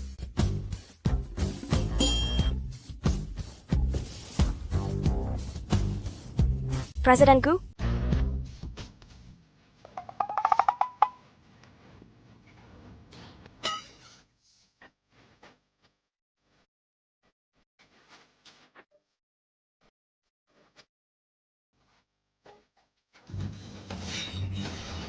Jiang Wanyu? Ang handaang ito ay hindi pangkaraniwan lang. Hindi ka ba nahihiya na nakasuot ka lang ng peke? Nakakahiya ka. Nagsusuot ka ng fake na mga gamit, hindi ka ba nahihiya? Anong ikinagagalit mo na naman? Bilang isang fashion designer, isinusuot ko ang sarili kong gawang gown sa handaang ito. Bakit naman ako mahihiya? Mahirap ka talaga kaya hindi mo kayang bumili ng mga branded na gamit. Dahil sa okasyong ito, ayaw kong makipag-away sa iyo. Sa aming mga iginagalang na panauhin, paumanhin po. At nais naming ipaalam sa lahat na ang nakatakdang i-display na hikaw na IC Jade King dahil sa personal na dahilan ng collector ay hindi na itutuloy ang pagpapakita. Paano nangyari ito? Ang inaasahang exhibition sa piging na ito ay ang hikaw na IC Jade King pa naman. Ayon sa mga balita, itong hikaw na IC Jade King ay pagmamayari ng isang misteryosong kolektor sa loob ng ilang dekada. Maging ang museo ay hindi ito mahiram, mukhang hindi na natin ito makikita ngayon. Sinong nagsabi na hindi ito makikita? Itong hikaw na IC Jade King ay nabili na ng pamilya ko mula sa kamay ng kolektor na iyon. Ano? Sinway, ang ibig mong sabihin ay, ang nagkakahalaga ng 1 bilyon at 500 milyong dolyar na hikaw na IC Jade King ay binili ng pamilya nyo? Oo, tama ka. Mabuti na lang at ang tatay ko ang tagapamahala ng exhibition na empleyado dito, kaya nalaman namin agad na ang kolektor ay hindi na ipapahiram ang mga hikaw na ito, kundi ay hindi aabot ang paggawa ng pabrika para mabuo ang mga hikaw na ito. Wala talagang katulad si Shinwei, na ang pamilya ay kayang bilhin ang hikaw na IC Jade King. Tanging si Shinwei lang, ang karapat-dapat na magsuot ng ganito kagandang hikaw. Ngunit, hindi namin alam kung kami ay magiging sapat na swerte na makita ang mga hikaw na ito. Oo nga, tama. Dahil gustong-gusto nyo talagang makita, ipakikita ko na sa inyo itong hikaw na IC Jade King. Heto, tignan ninyo, itong mga IC Jade King na hikaw. Ito na nga ang nagkakahalaga ng 1 bilyon at 500 milyong dolyar na IC Jade King na hikaw. Paano nangyari iyon? Bakit ang mga hikaw na ito ay sa nanay ko at ang binigay niya sa aking mga hikaw ay magkapareho? Tunay nga na IC Jade King na hikaw iyan. Diyos ko, sulit ang pagpunta ko rito. Exinway, ang yaman talaga ng pamilya mo, kayang-kaya ninyong bumili ng 1 bilyon at 500 milyong dolyar na mga hikaw. Ay, Jiang Wanyu, saan ka pupunta? Naiinggit ka ba? Masyado kang maraming iniisip. Hindi lang ako ang nag-iisip niyan. Kitang-kita naman yan ng lahat. Hindi ba namamalikmata ang paningin ko? Ang suot din ng babaeng iyon sa mga tainga niya ay mga ICJ Diet King na hikaw? Eksaktong magkapareho pati ang laki. Posible bang may dalawang pares ang mga hikaw na yon? Imposible. Sadyang napakadalang ng Ice Kind Jadeite at mas mahirap pang mahanap ang Jadeite King. Itong pares ng ICJ Diet King na hikaw, iisa lang ang ganito sa buong mundo. Siguradong peke ang isa sa mga iyan. Jiang Wanyu, alam kong mahilig kang makipagkompetensya, pero hindi ko akalain na magagawa mong maging walang hiya sa pagsuot ng pekeng gamit. Iba pa ang usapan kung peke ba ang hikaw ko. Pero ang sayo ang siguradong peke? Ang kintab ng Jadeite na ito ay tila wax lang. Ang mga gilid nito ay may mahinang asul-behang liwanag. Halatang hinaluan ito ng mga organic colloid. Ang kulay ng liwanag na tumatama.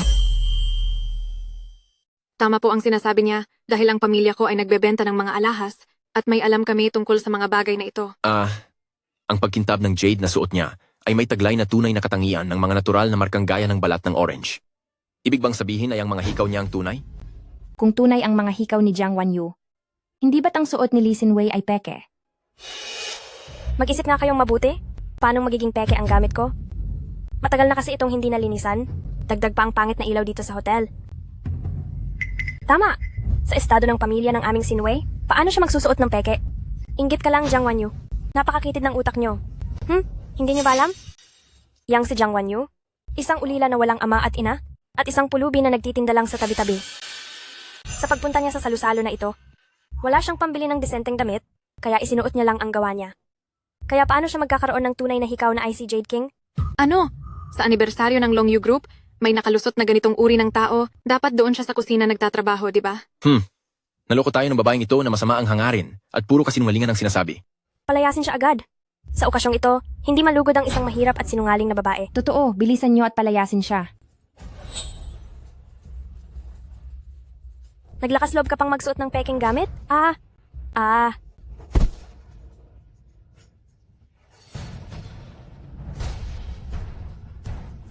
Mana pa ito ni nanay? Bakit? Lalaban ka pa ba? Bakit? Gusto mo bang makipag-away?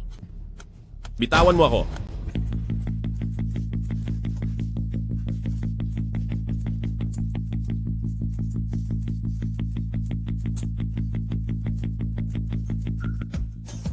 Tumawag kayo ng doktor ngayon din. Huwag kang mag-alala, ako ang bahala sa lahat. Ay, akala ko kung sino na ito.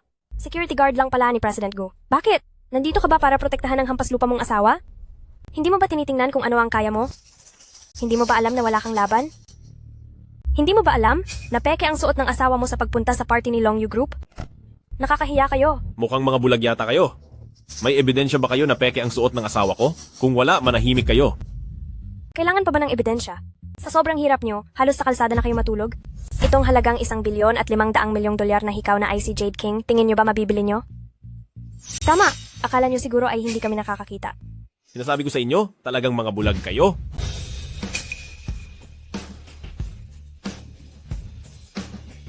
Siguradong alam ng lahat dito na tanging tunay na hiyas lang ang hindi masisira kapag nabuhusan ng matapang na asido.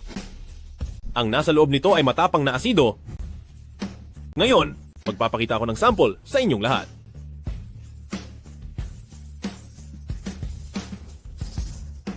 Dahil sinasabi mo na totoo ang hikaw mo, ihulog mo iyan sa loob. Bakit ko naman gagawin ang gusto mo? Bakit? Takot ka bang gawin ito? Sige, unahin mo muna ang sayo. Hindi nasira ang hikaw. Totoo nga ang mga hikaw na ito. Hindi ito maaari. Siguradong peke yan. Siguradong nagsabuatan kayong dalawa. Kung hindi ka naniniwala, pumunta ka rito at subukan mo mismo. Mukhang ang hikaw ng binibining ito ang tunay na alahas. Sinasabi ko na nga ba, kahit sa kulay o sa kintab nito, ito ay talaga namang dekalidad. Sayang lang, at kahit maayos pa ang Esmeralda, ang napakagandang base ng hiyas na ito ay nasira dahil sa pagkakatapak. Napakamahalyaga pala ng pamana ng biyenan ko. Pero nasira na ito. Anong gagawin natin? Huwag kang mag-alala, huwag kang kabahan. Hindi hamak na mas mahalaga ka kaysa sa mga material na bagay na ito. Xinwei, pumunta ka sa anibersaryo ng kumpanya? Pero bakit peke ang dala mo? Tama ka. Anong alam nyo? Malinaw na ang dalawang ito ay nagsabuatan para sa panlilin lang na ito. Hindi ba kayo naniniwala sa akin? At mas paniniwalaan niyo pa ang isang bodyguard at ang isang tindero sa bangketa? Huwag mo nang lokohin ang sarili mo. Anong balak mong gawin sa pagsira mo sa hikaw na ito? Oo nga, ang pambihirang esmeraldang hikaw na ito ay nagkakahalaga ng hindi bababa sa 1 bilyon at 500 milyong dolyar. Hindi lang ito kailangang bayaran sa tamang presyo dahil sa sinadyang pagsira ng kagamitan ng iba. Siguradong sa istasyon ng pulis na ang bagsak mo para imbestigahan. Kayo? Anong ginagawa niyo? Bitawan niyo ako. Ang tiyuhin ko ay isang direktor sa Longyu Group. Inaapin niyo ako. Kapag dumating siya, makikita niyo ang hinahanap niyo. Tingnan ko lang kung sino. Ang naglakas loob na mga api sa aking Shinwei.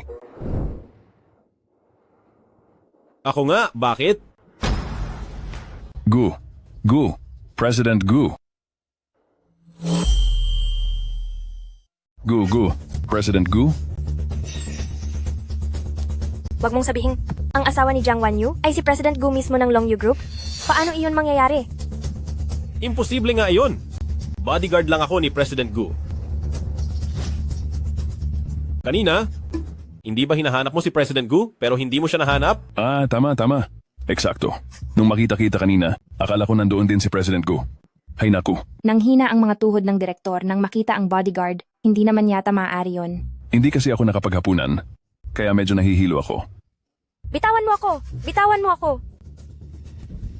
Tito, inaapin nila ako? Sibakin mo sila sa trabaho ngayon din? Wala akong kapangyarihang sibakin sila dahil ito ay tauhan. Ni President Gu, Hindi ba pwedeng parusahan lang sila? sobrang layaw mo na talaga. Lumaki kang walang galang sa batas. Sinaktan. Sinaktan mo ako? Tandaan mo ito, Shinwei. Tinanggal ka na ni Pamilya Lee sa angkan. Mula ngayon, hindi ka nakabilang sa Pamilya Lee. Palalayasin ko si Lee Shinwei sa pamilya at ang hikaw na Jade. Babayaran iyan ng Pamilya Lee ng doble. Maari po bang malaman kung sapat na ito sa inyo? Paulit-ulit na inapi ni Lee Shinwei ang asawa ko. Hindi lang niya sinira ang gamit ng nanay ko, sinaktan pa niya ang asawa ko. Dapat siyang matanggal sa posisyon at ilagay sa blacklist ng Longyu pati na sa lahat ng mga katuwang nating kumpanya. Ang parusang ito, parang sira na ang buong buhay niyan. Ano bang ikinababahala nyo? Halatang halata naman na nagbibiro lang sina Shinwei at Tito. Pero ang hamak na bodyguard na ito, masyadong yumayabang at nagmamataas. Tito, nagbibiro ka lang, di ba? Hindi nyo man lang ba tignan ang sarili nyo sa salamin? Tignan nyo kung gaano kayo kapulubi? At nagagawa nyo pang gamitin ang kapangyarihan ni President Gu para diktahan ang aking tito. Ngayon, sasabihan ko ang aking tito, natanggalin kayo sa trabaho at ipapakulong ko pa kayo. Tito, dali, parusahan mo na sila. Kung gusto mong mapahamak, huwag mo akong idamay. Susunod po ako sa inyong utos at maayos na gagawin ang bagay na ito. Nawawala ka na ba sa sarili mo, Tito? Bakit ka nakikinig at sumusunod sa isang taong walang silbi? Tumahimik ka na nga. Kapag nagpatuloy ka pa sa pagsasalita, mas lalo lang gugulo ang sitwasyong ito. Bata lang po siya at wala pang alam, sana po ay pagpasensyahan niyo na. Mula ngayon, kung sino man ang magtangkang mang-api sa asawa kong si Jiang Wanyu, ako na si Guk Sun at si Longyu Group ang makakaaway nyo. Halika na, asawa ko. Wanyu. Tito, bakit mo ba ito ginagawa sa akin? Pamangkin mo pa rin naman ako. Pero tunay mo akong pamangkin. Talagang ginawa kang tanga sa sobrang pagpapalayaw ni Pamilya Lee sa iyo, alam mo ba, na binangga mo ang isang makapangyarihang tao. Anong makapangyarihang tao? Si Jiang Wanyu ay hamak na tindera lang sa kalsada at ang asawa niya ay isang pobreng bodyguard. Maari ko siyang apihin kung kailan ko gusto. Anong problema doon? Ang sinasabi mong pobreng bodyguard ay ang mismong boss ng Longyu Group na si Guk Sun. Imposible. Paano namang magiging boss ng Longyu Group ang asawa niya? Hindi maaari! Bahala ka, kung ayaw mong maniwala, ginawa ko na ang lahat para sa iyo. Ang boss ng Longyu Group, hindi ba dapat ay may pakakasalang iba para sa negosyo? Bakit niya pakakasalan si Jiang Wanyu?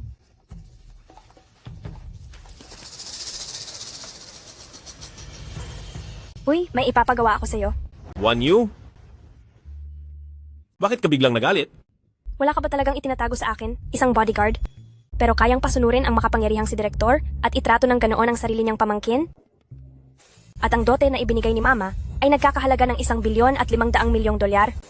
Anong ibig sabihin nito? Ibig sabihin nito, hindi ka ordinaryong tao. Sandali, huwag kang magalit. Makinig ka muna sa paliwanag ko.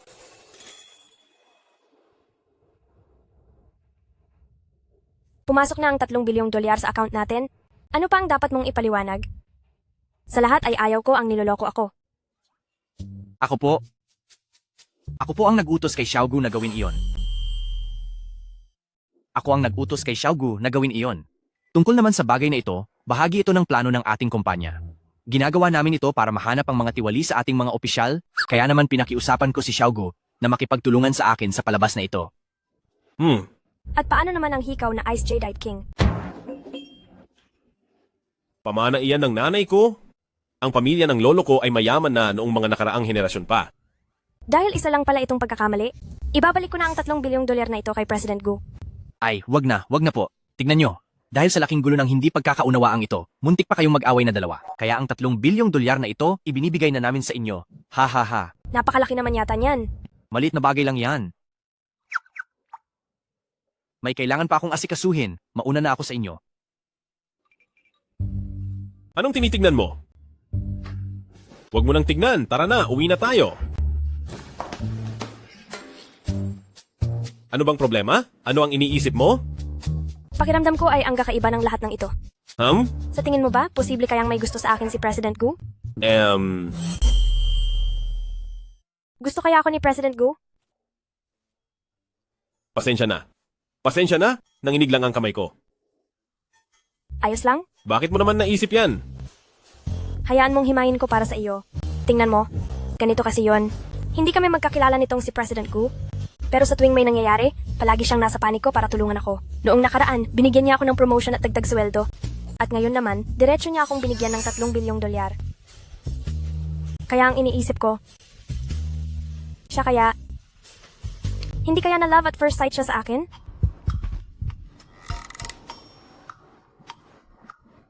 So, sa tingin mo ba, maganda ring magkaroon ng asawang boss? Siyempre, hindi. Hindi naman ako babaeng habol lang ay pera. Kaano man kagaling o kayaman ng President Gu na yan, hindi niyan mapapagalaw ang puso ko. Ganoon ba? Oo. Kung gayon, tumitibok ba ang puso mo para sa akin? Ako. Hulaan mo na lang, hindi ko sasabihin sa iyo. Yang munti mong isipan, huwag mo muna isipin ang mga yan. Baka naman ang President Gu na yan ay sadyang mapagbigay lang dahil mapera. Siya nga pala, paano mo balak gastusin ang perang iyon? Sasamahan kita sa isang lugar bukas? Ano?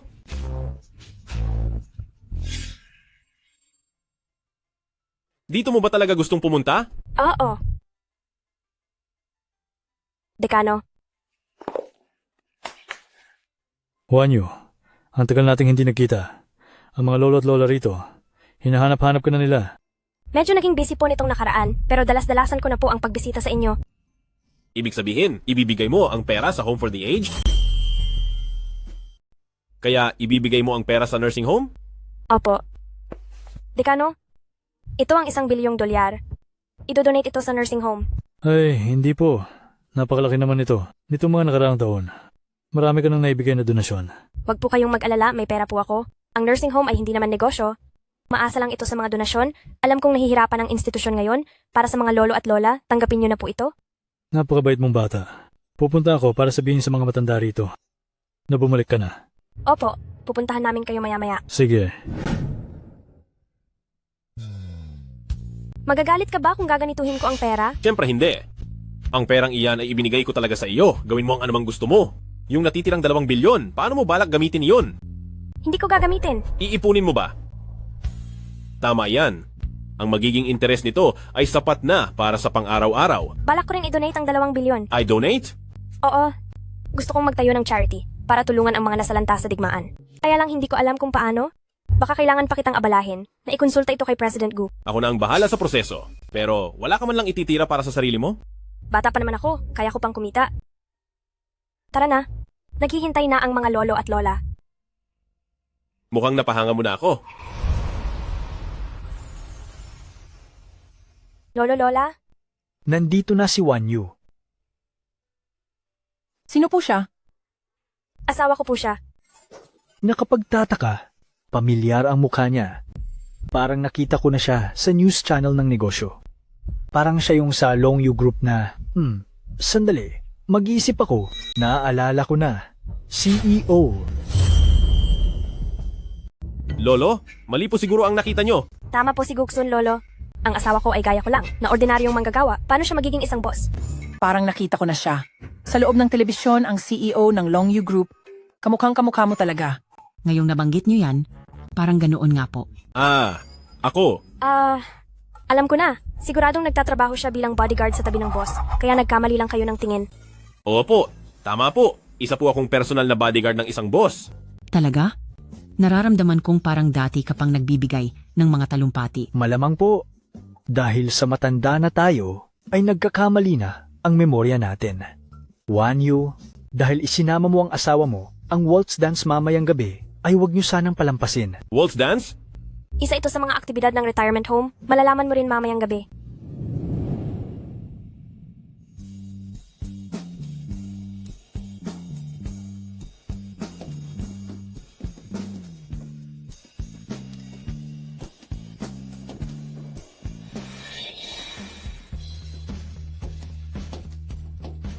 Guksun, nahulog ang sapatos mo. Sasayaw ka pa ba?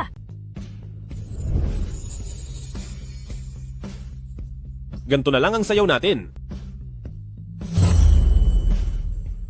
Ngayon, maantig ka ba sa akin? Opo. Naantig din ako sa iyo? Sa iyo lang ako naaantig.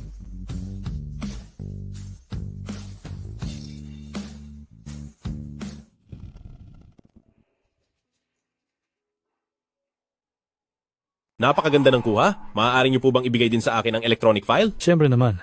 Ngunit, kailangan mong mangako sa akin. Opo. Ano po yan, Principal? Si Xiaoyu ay isang batang hirap sa buhay. Noon, ang pareho niyang magulang ay aksidenteng nahulog at nawala. Mula bata siya, nakikitira lang siya sa iba. Hindi naging maganda ang trato sa kanya ng kanyang tito at tita. Simula pagkabata, kumpara sa ibang mga bata, mas matalino siya at matatag. Alam ko po. Siya po ay isang matatag at mabait na babae. Kaya naman, ano man ang mangyari, mahal mo man o hindi si Xiaoyu, umaasa ako na hindi mo na hahayaang masaktan pa siyang muli. Si Xiaoyu po ay tunay na mabuting tao. Huwag po kayong mag-alala, Principal. Matagal nang nasa puso ko si Wanyu. Anumang oras, hindi ko hahayaang masaktan siya. Ano ang pinag-uusapan nyo? Wala. May ibinilin lang si Principal. Gabi na, umuwi na tayo at magpahinga. Dadalaw na lang ulit tayo sa lolo at lola sa ibang araw. Sige.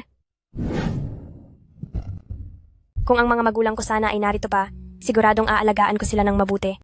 Xiaoyu, mula ngayon ay palagi kitang sasamahan. Sige.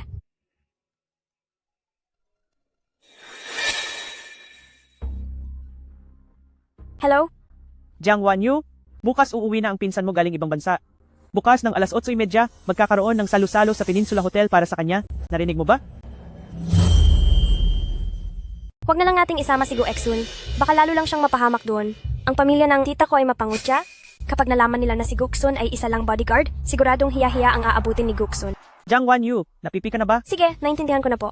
Ipadala mo na lang ang detalye at oras. Pupunta ako. Mahal, umuwi na ang pinsan ko bukas ng gabi, alas 8, doon sa Peninsula Hotel. Mayroon kaming dinner ng pamilya. Kailangan mo ba ng kasama sa pagpunta? Huwag na. Simpleng dinner lang naman ito. Sige. President Gu, ito na po ang proposal para sa taunang plano ng overseas company. Pakitingnan po. Teka, pupunta si Wanyu sa Peninsula Hotel para sa isang dinner ng pamilya. Magpadala ka ng ilang mamahaling alak mula sa storage. Ang dati-rati workaholic na si boss, ngayon ay talagang nag-aabala para sa ganitong maliliit na bagay. Mukhang si President Gu ay tinamaan na talaga sa pag-ibig. Ahem! Opo. Ito po ang alak ni President Gu. Ibigay niyo ito sa babaeng suot ang bestidong iyon. Sino po ito? Siya si Mrs. Gu. Ayun. Sige po, masusunod po. Magpahinga ka na muna pagkatapos nito. Maligayang pagbalik dito? Jiang Wanyu, ikaw na nga ang pinakabata sa lahat. Lakas parang loob mong mahuli. Hindi ko po sinasadya. Nakasakay lang ako sa e-bike ngayon. Hindi ko akalain na uulan ng malakas sa daan. Bebe, ito ba ang sinasabi mong si Pinsan? Bakit parang mukhang pulubi lang? Siya nga iyan, si Jiang Wanyu. Ilang taon na ang nakalipas. Bakit hanggang ngayon naka-e-bike ka pa rin? Haha, sa lahat ng kamag-anak, ikaw ang pinakamahirap. Amoy mahirap ka pa rin? Hindi mawala-wala nakakadiri. Jiang Wanyu, hindi mo ba alam? Iyang si Pinsan at ang bayaw mo, kakakuha lang ng pinakabagong Porsche. Makiusap ka sa si Pinsan, baka sakaling maawa siya sa iyo, at hayaan kanyang sumakay sa compartment ng sasakyan. Ha ha ha. Porsche? Hindi ko iyan gusto. Hindi iyan eco-friendly. Jiang Wanyu, ikaw na peste ka? May kapal ka pang isuot ang katulad ng suot kong damit? Basta ibinebenta sa shop ay binili ko, bakit? May problema ba? Jiang Wanyu, hindi mo kayang pumantay kay Xiaomei. Bukod sa napakahusay ni Xiaomei, higit pa roon, nakapangasawa siya ng mayaman na si Jiang Junjie na may 10 milyong dolyar. Ikaw? 28 taon na. Wala pang asawa. Balak mo bang magmadre? Dahil kamag-anak ka namin, ipapakilala ko na lang sa iyo ang matandang tito ko. Tito ko, ang 41 taong gulang na. Ang buwan ay may pensyon pa siyang tinatanggap. May ilang libong dolyar sa bangko. Problema nga lang ay wala na ang 4 niyang asawa at may 7 hanggang 8 anak na siya. Ayos iyan. Bagay kay Jiang Wanyu. Siguradong pasok na pasok siya roon. Pasensya na kayo, pero may asawa na ako. May asawa ka na? Ikaw na bata ka. Bakit hindi mo sinabi sa amin? Hindi niyo naman po sinasagot ang mga tawag ko. Sa takot niyo pong baka hiraman ko kayo ng pera. Anong pinagsasabi mo? Dahil family reunion ito, bakit hindi mo papuntahin dito ang asawa mo? Busy po siya sa trabaho. Sandali, anong gagawin mo? Hello? Ikaw ba ang asawa ni Jiang Wanyu? Nasa family reunion kami? Bakit ayaw mong pumunta rito? Masyado ka bang mahirap para hindi ka pwedeng makita ng mga tao? Ikaw? Wanyu, anong nangyari? Paumanhin po. Ito po ay bigay ng manager para sa binibini na nakasayan na dress po. Islay Whiskey. Nabalitaan ko na ang alak na ito. Higit sa 40 milyong dolyar ang halaga ng bawat bote. Ganoon kamahal? Kung ganoon, halos 10,000 dolyar na ang bawat patak nito. Isang kulay lunti ang bestida. Parehong si Xiaomei at Jiang Wanyu ay nakasuot ng lunti ang bestida, kaya itong alak, para ba sa aming si Xiaomei o para kay Jiang Wanyu? Siyempre ay para iyon sa aming si Xiaomei. Si Jiang Wanyu ay isa lamang isang hampas lupa at mahirap. Paano naman niya makikilala ang mga mayayamang opisyal na ito? Tama, saka ang aming si Xiaomei ay talagang mahusay, kaya naman pati ang hotel manager ay gustong mapalapit sa kanya kung hindi ito para sa ating Xiaomei. Para kanino pa nga ba ito? Sigurado iyon. Ako si Jiang Junji, at ang babaeng personal kong pinili ay talagang namumukod tangi. Hindi siya mapapantayan ng maliit na pulubing ito. Sige na. Dahil dinala na ng manager ang alak dito, tayong lahat ay tikman na natin ito.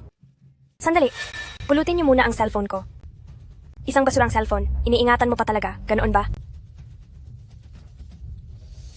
Xiaomei. Ito ay ang higit 40 milyong dolyar ang halaga na Islay Whiskey. Si Jiang Wanyu ba ay karapat dapat uminom ng ganitong kagandang alak? Hemp, tama. Ang tulad niya ay hindi bagay sa marangyang bagay. Special Assistant Zhao, ihanda ang sasakyan? Pumunta tayo sa Peninsula Hotel? Opo.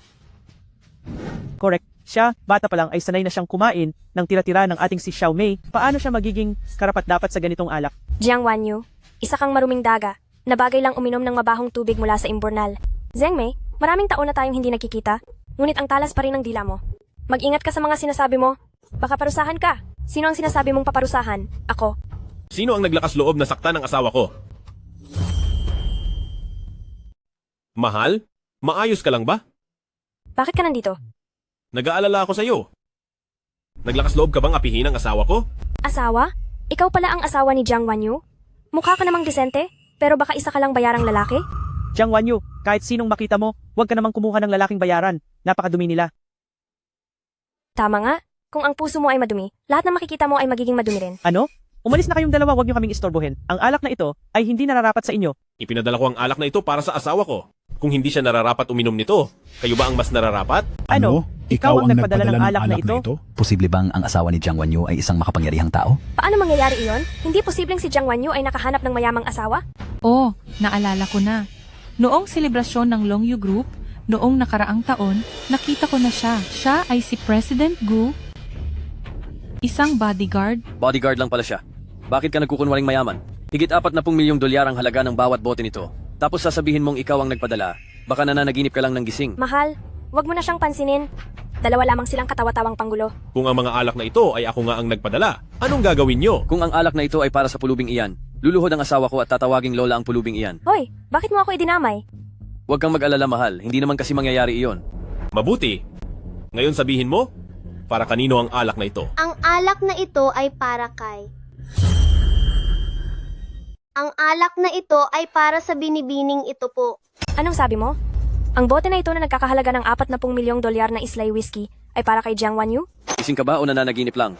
Ang asawa ko ay nakasuot din ng asul na bestida. Tapos sinasabi mong para iyan sa pulubing iyan? Hindi maaari. Bakit ang alak na ito ay ibibigay kay Jiang Wanyu? Baka may pagkakamali lang. Hindi bagay kay Jiang Wanyu uminom ng napakagandang alak na ito. Tama?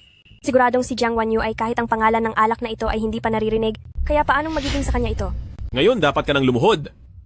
At tawaging lola ang asawa ko. Alam ko na, sigurado ako, itong dalawang masasamang tao ay nagpapanggap lang para hindi mapahiya. Gaya nga ng inaasahan. Si Jiang Wanyu, bukod sa kumuha ng bodyguard na asawa, ay kumuha pa ng maraming aktor para magdrama. Napakawalang hiya mo talaga. Magdrama? Tingin ko hindi lang kayo bulag, sira rin ang mga ulo nyo. Bakit? Nagmamadali ka ba dahil nabuking na kayo? Mahal, hindi ko inakala na ang pulubing si Pinsan ay makakahanap ng asawang isang mapanghamak na manloloko. Tama? Jiang Wanyu, kung ang tiya at tiyo mo na wala na sa mundong ito, ay malaman na naging ganito kakawalang hiya, ano kaya ang may isip nila? Tumahimik ka! Ang mga magulang ko ay hindi mo dapat binabanggit. Si Jiang Wanyu, isang taong walang utang na loob, matapang kapang sumigaw kay pinsan.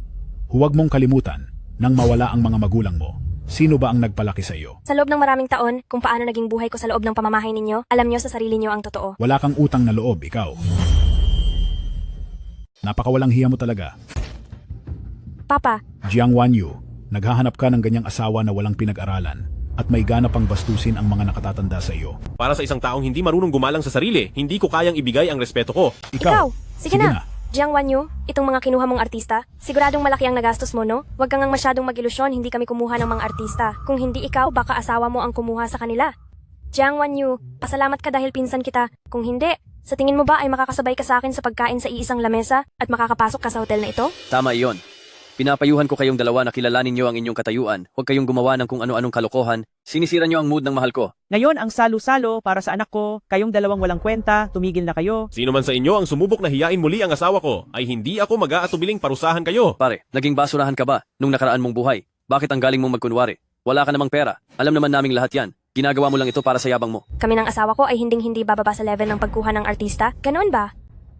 Kayo, magsabi kayo ng totoo. Siya ba ang kumuha sa inyong mga artista?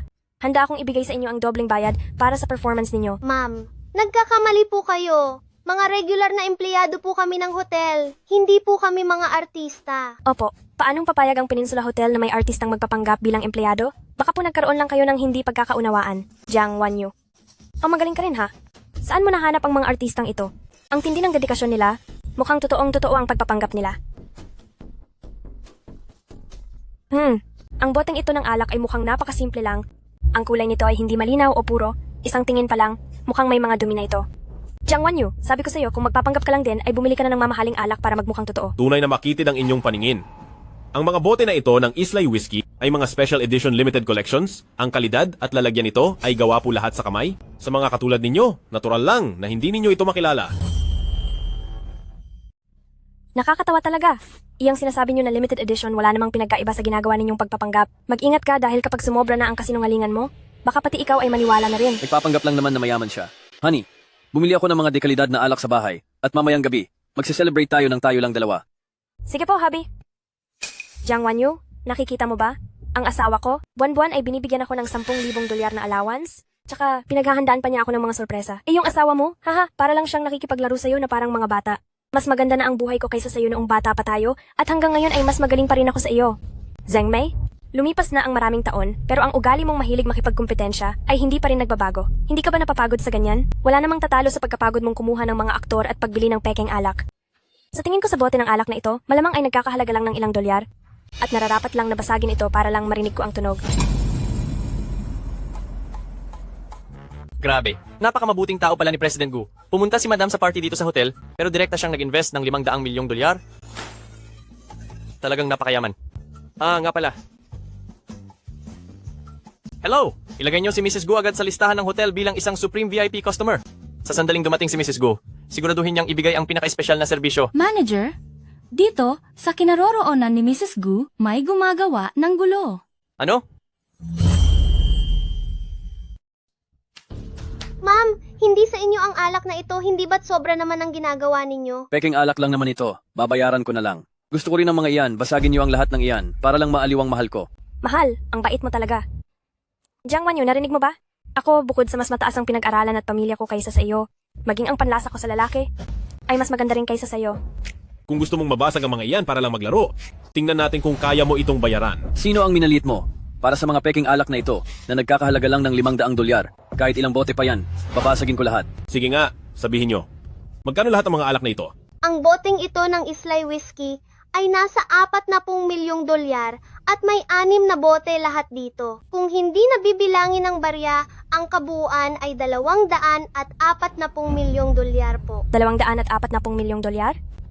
Nasisiraan na ba kayo ng bait dahil sa kahirapan? Nandito kayo para mandaya ng pera. Kayong dalawang taga-bukid, sa tingin nyo ba talaga ay maniniwala kami sa kahit anong sabihin nyo? Jiang Wanyu, anong klaseng asawa ba ang nakuha mo? Sumasama ka sa kanya sa mga kalokohan? Sinisira niyo ang dangal ng ating pamilya. Nagtitiwala ako sa asawa ko.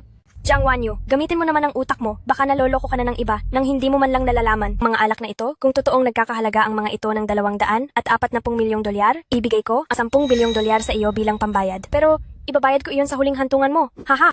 Uy, manager, dumating ka sa tamang oras. Ang dalawang basurang ito, itapon mo na sila agad sa labas.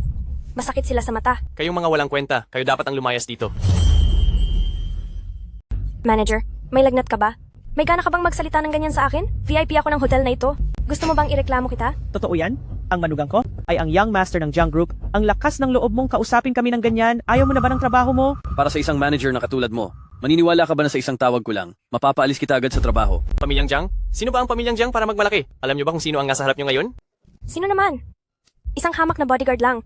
Bakit? Huwag mong sabihin na meron siyang ibang racket. Gaya na lang ng pagiging male host? Ha. Ang lakas ng loob mo, siya ay... Tama na. Manager, hindi na kailangang makipagsagutan sa mga taong yan. Sabihin mo sa akin, magkano lahat ang alak na ito? Opo, sir. Ang alak na ito ay isang Islay Whiskey Collector's Edition. Ang presyo nito sa merkado ay mahigit 46 na milyong dolyar bawat bote. 46 na milyong dolyar? Anong kalokohan yan? Alam ko na, nakipagsabuatan ka kay Jiang Wanyu para perahan kami. Pinapayuhan kitang mag-isip bago ka magsalita. Ang makipagsabuatan para sa pera ay labag sa batas. Nagkakamali? Hindi kami pwedeng magkamali. Ang boteng ito ay... Mismo si Long Yu Group Special Assistant Joe ang nagpadala nito. Tsaka ang nasa harap nyo ngayon ay ang president ng Long Yu Group mismo. Na bodyguard. Ha? Oo tama. Bodyguard ng boss. Dahil magkamag-anak pa rin tayo, hindi ko na pababayaran ng buong halaga. Para sa binasag ninyong bote, babawasan ko na ang barya sa dulo, 40 milyong dolyar. Paano mo balak magbayad? Paano naman ako magkakaroon ng ganito kalaking pera? Kahit subukan kong punan, hindi ko ito magagawa agad-agad. Nay, Jiang Wanyu, napakawalang utang na loob mo. Kami ng tito mo, pinalaki ka namin sa loob ng maraming taon. Anong masama kung may mabasag na isang bote ng alak? At may gana ka pa na pabayarin ang pinsan mo? Sinasabi ko sa iyo, kahit basagin pa lahat ang alak na iyan ngayon, hindi ka hihingi kahit isang kusing sa pinsan mo. Tiita, akala mo ba ay ako pa rin ang batang Jiang Wanyu? Na pwede nyo lang saktan at pagalitan? At basta na lang tatanggapin ang lahat ng kasamaan ninyo? Sinasabi ko sa inyo, malaki na ako ngayon, at hindi ko nahahayaang api-apihin niyo pa ako. Ang alak na ito ngayon, kailangan ninyong bayaran. Jiang Wanyu, lumalaban ka na ba talaga sa amin? Gusto mo bang subukan kung anong magagawa ko sa... Ay, sumusunod tayo sa batas ngayon. Pwede niyo akong saktan, pero baka umiyak lang kayo kapag dinala sa presinto. Pwedeng huwag na kayong magbayad.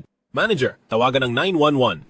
Opo, sir. Kadarating ko lang dito sa bansa, kapag nakulong ako, masisira ang career ko. Sandali, teka muna. Magbabayad na kami kung magbabayad? Kala niyo naman wala kaming pera. Mahal. Ako, aray ko. Aray, biglang sumakit ang tiyan ko. Magbabanyo muna ako. Hoy, teka. Zheng Mei, iyan ba talaga ang tipo mong lalaki? Wala kang alam. Ha. Wala nga siguro. Kaya bayaran mo na ang utang mo.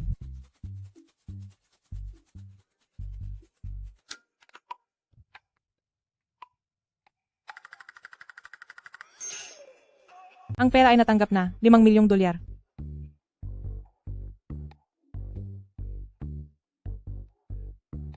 Zheng Mei, dahil kadarating mo lang sa bansa, siguro ay hindi mo pa alam ang palitan. 40 milyong dolyar ang kabuuan. Bakit ka pa nagmamadali? Kapag nakuha ko na ang kinita ko sa sinalihan kong investment, ibabayad ko rin sa'yo. Sige ba, sumulat ka na lang ng promissory note. Jiang Wanyu, huwag ka naman masyadong sumobra. Ibinigay na namin ang pera sa iyo, bakit kailangan pa ng kasulatan ng utang? Dapat lang magbayad kapag may utang? Kapag hindi kayo gumawa ng kasulatan, paano kung hindi kayo magbayad pagdating ng oras? Bakit? Gusto niyo bang maging mandaraya?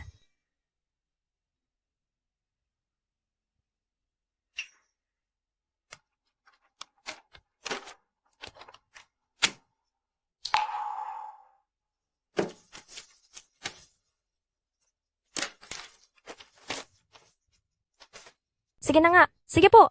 Aasahan ko ang mga hulog ni pinsan, babantayan ko ang mga bayad mo. Kapag wala akong natanggap, magkikita tayo sa korte.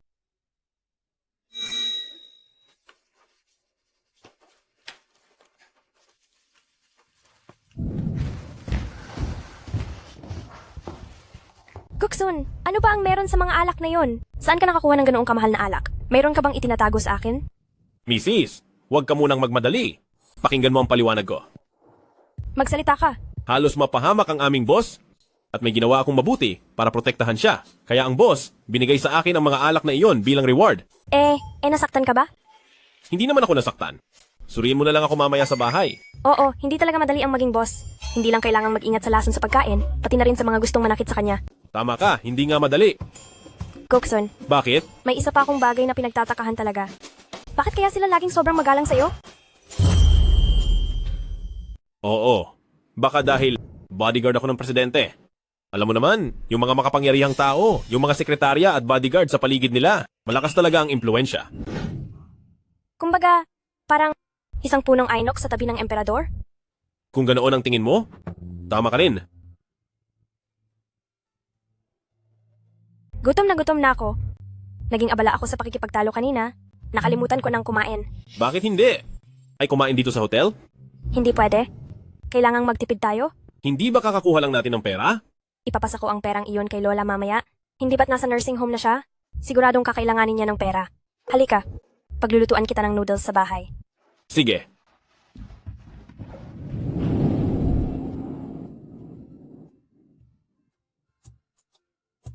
Napakalaki ng mga bote at kahon na ito. Masyadong malakas kumain ng espasyo.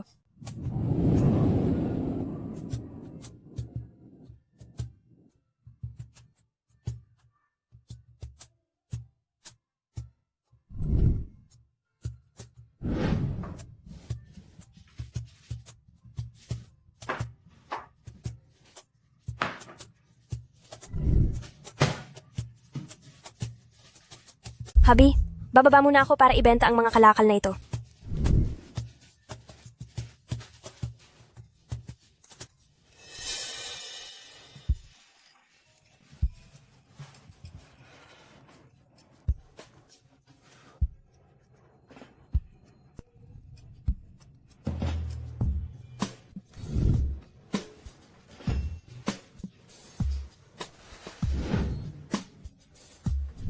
Nasaan ang asin?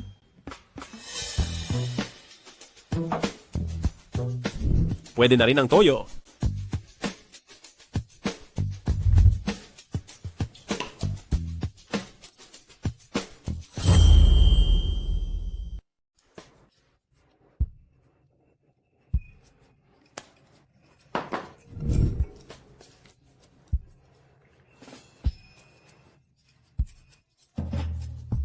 Bakit parang walang lasa?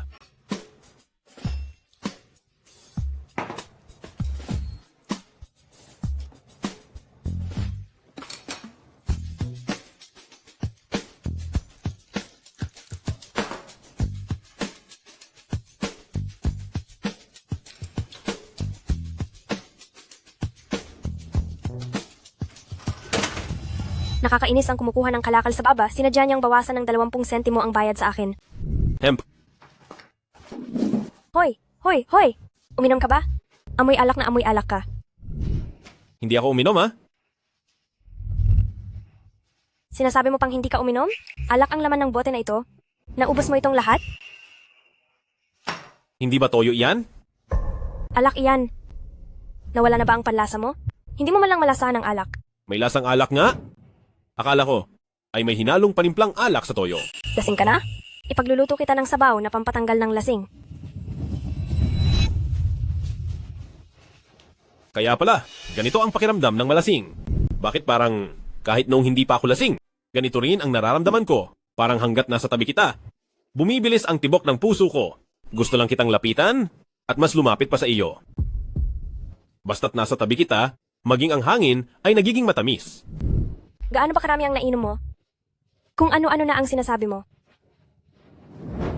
Hindi ako nagsasalita ng kung ano-ano. Totoo ang lahat ng sinasabi ko. Asawa ko? Ako? Noon ko pa. Gustong sabihin sa iyo ang isang bagay, pero huwag mo akong iiwan, please? Anong bagay? Sige, sabihin mo na. Asawa ko? Matagal ko na itong gustong sabihin. Pero, natatakot akong mawala ka. Sa totoo lang, ako ang sa Longyu Group.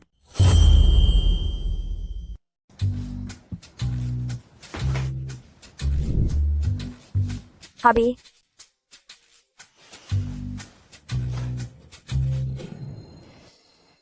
Ano kaya ang gusto niyang sabihin sa akin kagabi? Aamin na ba siya ng nararamdaman sa akin? Masyado na kaming matagal para sa mga ganitong pakulo.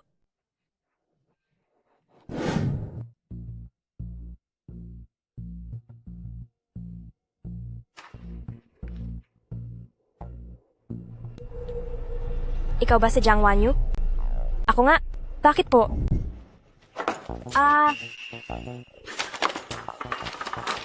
Sino ka ba? May problema ka ba sa isip? Ako si Shu Yitong. Nandito ako para babalaan ka. Huwag mong hawakan ng hindi sa'yo. Kung hindi, pagbabayarin kita ng matindi. Jiang Wanyu, isama ko si Miss Shu. Tingnan natin kung ano pang magagawa mo. Matapos mo akong saktan ng ganito, siguradong pagbabayarin kita. Shu Yitong? Hindi ba siyang panganay na anak ng pamilya Shu yan? Balita ko, nakatakda siyang makipag-isang dibdib sa pamilya ni President Gu.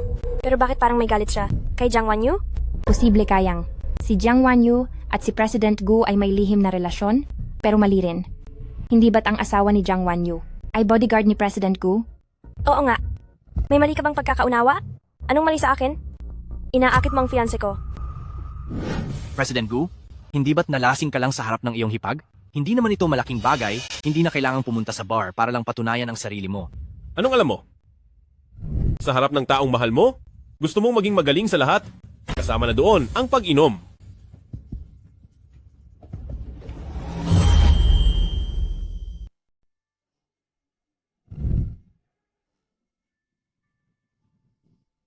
Kuya Guksun!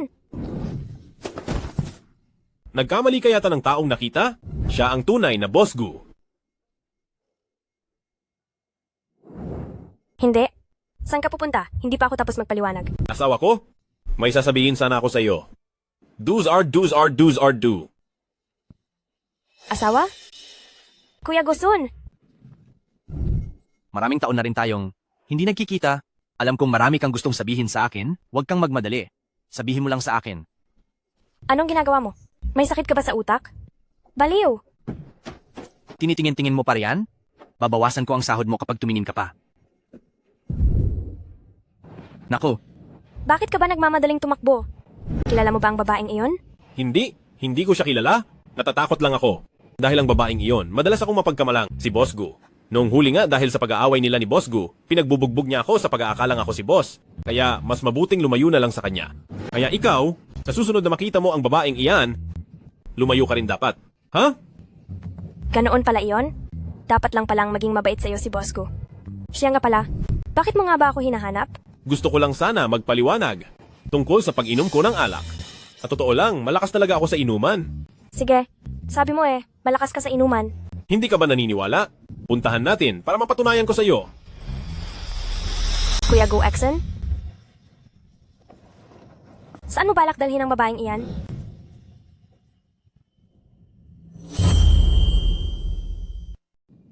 President Gu? Gusto mo bang dalhin siya? Para patingnan sa doktor? Ikaw?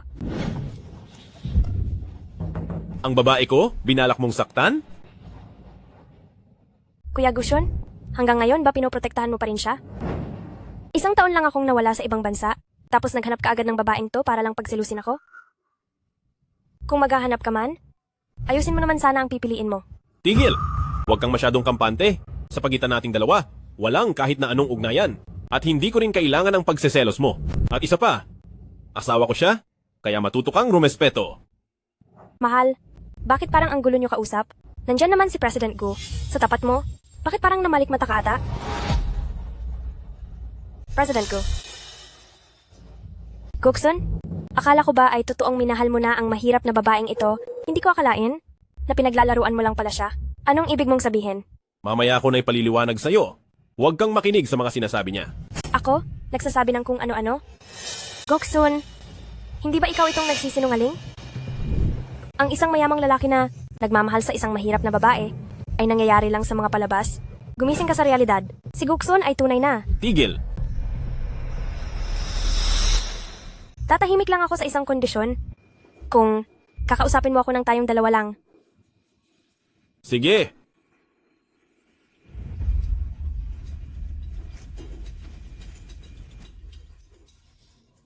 Parang mayroong silang itinatago sa akin. Hayaan na muna. Hintayin ko na lang si Guksun na mismo ang magsabi. Shu Yitong! Ang pamilya Gu at pamilyang Shu ay kailanman hindi makikipag-ugnayan sa inyo at may asawa na ako ngayon. At mahal na mahal ko siya. Guksun, alam mo ba kung gaano karaming tao ang naghahangad ng posisyon ni Mrs. Gu? Kapag nagpakalat ako ng impormasyon at malaman ng lahat na si Mrs. Gu ay isa lang palang mahirap na babae. Sa tingin mo, anong gagawin nila? Kapag naglakas loob kang sakta ng asawa ko, sisiguraduhin kong pagbabayarin kita.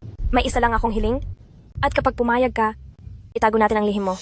Ano iyon? Sa susunod na linggo, pumunta ka sa handaan para sa kaarawan ko. Sige.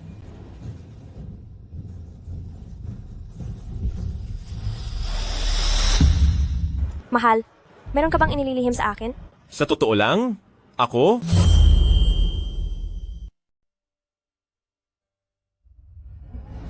Ano? Sa totoo lang, ako si Long Yu. Xiaogu? Yung lupa sa ibang bansa. May naging problema doon? Kailangan kong pumunta mismo doon? Dapat kasama ka rin. Sige po. Mahal, antayin mo ang pagbabalik ko. Ipapaliwanag ko sa iyo ang lahat ng bagay.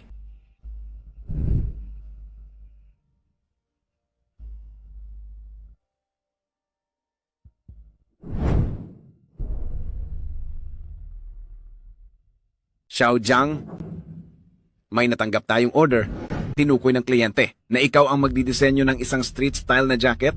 $2 milyong na agad ang paunang bayad. May contact details ba ng kliyente? Kailangan kong makausap siya tungkol sa mga detalye ng damit. Hindi na kailangan mag-usap pa. Ang tanging hiling ng kliyente ay yung talagang mukhang maralita. Huwag lagyan ng kung ano-anong disenyo. Kailangang mukhang totoo. Simple lang at madaling dalhin. Anong klaseng request yan? Gawin mo na lang kung ano ang gusto ng kliyente. Kahit madalas na inaalaga ni President Gu si Jiang Wanyu, ngunit si Miss Shu, bukod sa pagiging ang heiress ng pamilyang Shu, ay siya ring nakatakdang pakasalan ni President Gu. Sa panig ni Miss Shu, siguradong iyon ang tamang desisyon.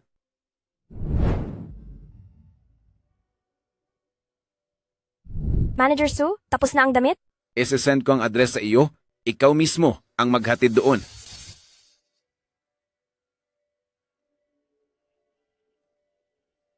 Miss Shu, o sigido na po ang lahat.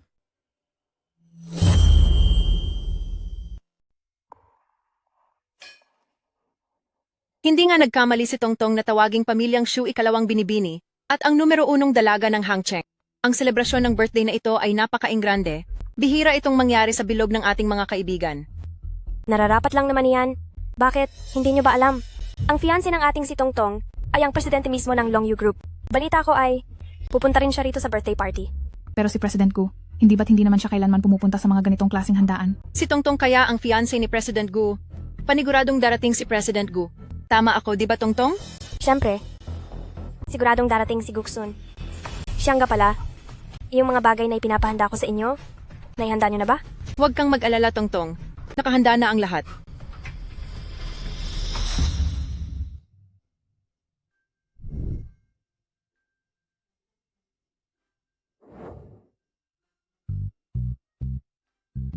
Madali talagang masira kapag second hand lang. Mabuti na lang at marunong akong magkumpuni.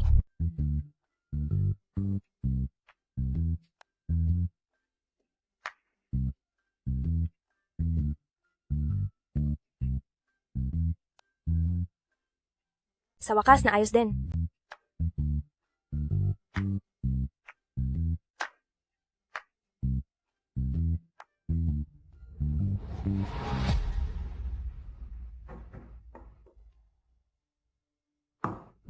Kadiri naman, bakit ang baho rito? Ang dumi ng katawan mo, galing ka ba sa loob ng imburnal?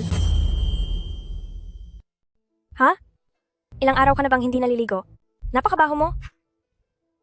Parang isusuka ko na ang kinain ko sa hapunan. Ito ba ang mga damit na in-order nyo? Iiwan ko na rito ito. Hinto? Hindi ko pa nakikita ang mga damit, tapos gusto mo nang umalis? Ano? Gusto mo bang sirain ang reputasyon ng disenyo ni Fanching? Ano bang gusto mo? Ilabas mo ang mga damit.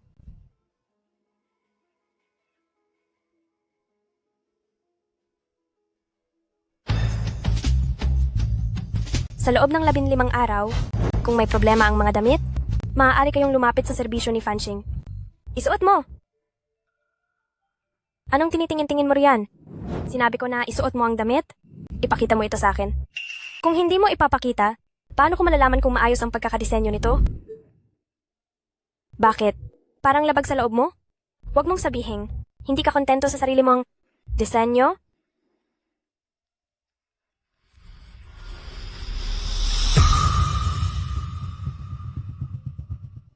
Napakaganda talaga.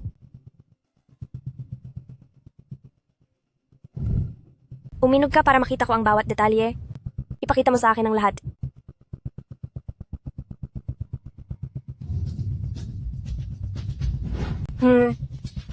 Mukhang may talento ka nga talaga sa pagdidisenyo.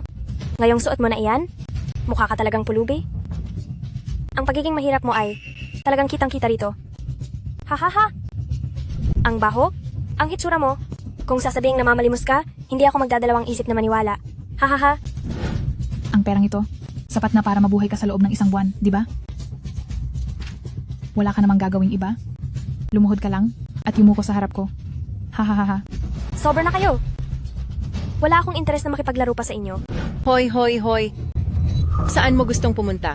May inihandang regalo si Tongtong para sa iyo, hindi mo pa ito nakikita.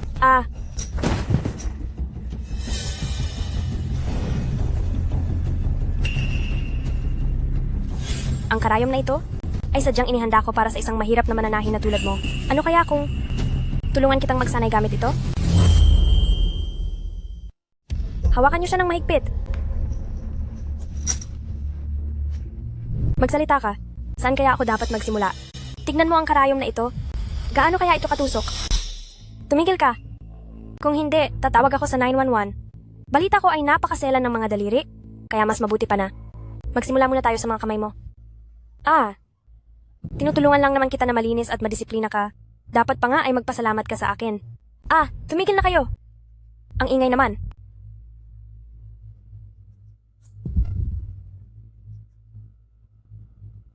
Sa wakas, naging tahimik din.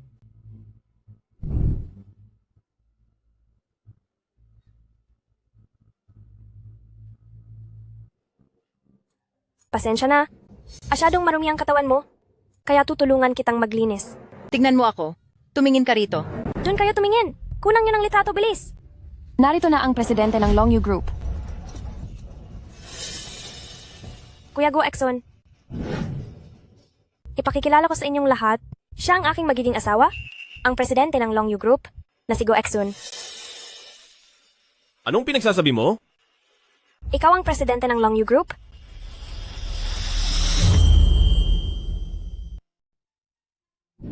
Isa lang naman akong ordinaryong empleyado na may sahod na $5,000 at walang sariling bahay o sasakyan.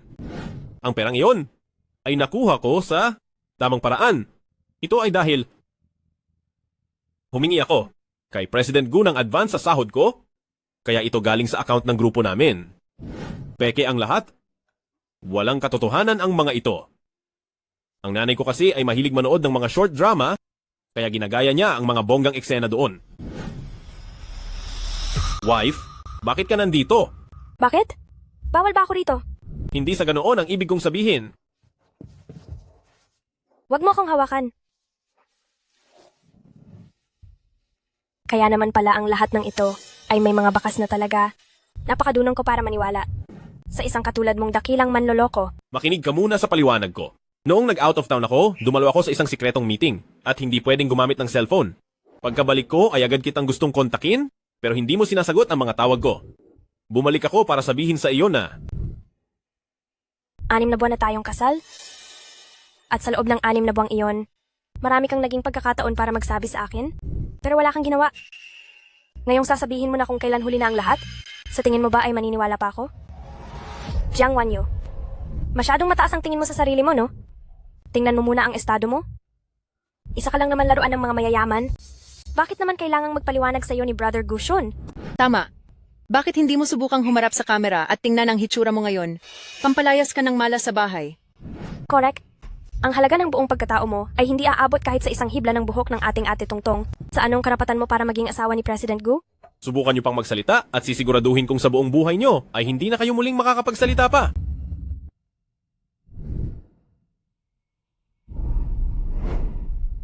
Wanyu, halika, gagamutin natin yan. Sinabi ko nang, huwag mo akong hawakan. Hindi ko kailanman ninais na sumapi sa isang mayamang pamilya. Ang gusto ko lang ay makahanap ng isang tao at mamuhay ng tahimik at matatag. Pero ikaw? Mula pa noong unang araw na nagkakilala tayo, niloloko mo na ako. Ano ba ang ipinag-aalala mo? Iniisip mong hinahabol ko lang ang pera mo, di ba? Ako. Alam ko na. Kayong mga mayayaman ay kalkulado ang lahat ng galaw? Hindi ba't ginagawa nyo yan para lang sa katanyagan at sa kayamanan? Pero ako, si Jiang Wanyu, gusto ko lang gamitin ang sarili kong mga kamay para kumita ng pera. Hindi ko ba deserve na magkaroon ng isang tapat at malinis na relasyon? Hindi ganoon yon. Akala ko ay sa wakas ay nakatagpo na ako ng tamang pag-ibig. Pero ngayon, bigla ko na lang nalaman na sa nakalipas na 6 na buwan, nabubuhay lang pala ako sa isang kasinungalingan. Sa totoo lang, noon pa man ay nagdududa na ako, pero pinili ko pa ring magtiwala sa iyo. Mukhang masyado lang akong naniwala. Alam mo ba, ang tao ay parang puno ng indus. Kapag blanko na ang puso, nakatayo pa rin. Iniisip ng ibang tao na sa susunod na tagsibol ay tutubo itong muli. Ngunit ang totoo, noon pa mang taglamig, ay wala na itong buhay. Guksun, maghiwalay na tayo. Hindi ako papayag. Ikaw lang ang tanging babaeng minahal ko sa buong buhay ko. Tigil na. Itigil mo na ang pag-arte na tapat ka sa akin. Itong nakalipas na 6 na buwan, pagod na ako sa mga ito. Wanyu, Kuya Goksun, hindi mo kailangang malungkot dahil sa babaeng yan. Nandito lang ako palagi at naghihintay sa iyo. umalis ka? Kahit iwan pa ako ng asawa ko? Hindi ako lilingon sa'yo. Goksun,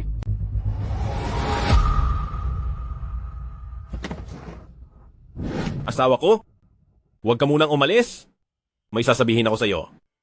ano? Hindi pa ba tapos ang laro mo na kunwari ay mahirap ka? Ako? Matagal ko na talagang gustong magtapat sa iyo. Kaya lang nalaman kong ang mga magulang mo ay nawala dahil sa panloloko.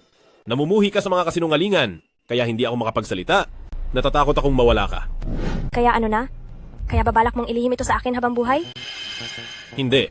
Gusto ko na sanang sabihin sa iyo noong araw na iyon. Kaso lang ay kailangan kong umalis para sa trabaho. Magtapat? Naalala mo rin ba na noong araw na iyon? Sinabi mo sa akin na si Shu Yitong ay dahil lang sa maling pagkakilala. Gusto mo ba talaga sa aking magtapat? O baka naman, natutuwa kang paglaruan ako? Ang makita akong nagtitiyagang huwag gumastos, na namumuhay ng sobrang tipid, para ba sa inyong mga makapangyarihang tao, ay sobrang nakakaaliw? Hindi ganoon iyon, asawa ko. Ang puso kong ito ay para lang sa iyo. Paano ko kakayaning saktan ka? Kasalanan ko? Naging masama lang ang takbo ng plano ko. Hindi mo talaga maiintindihan ang katulad naming mahihirap? Kaming dalawa ay hindi galing sa iisang mundo. Bitawan mo na ako.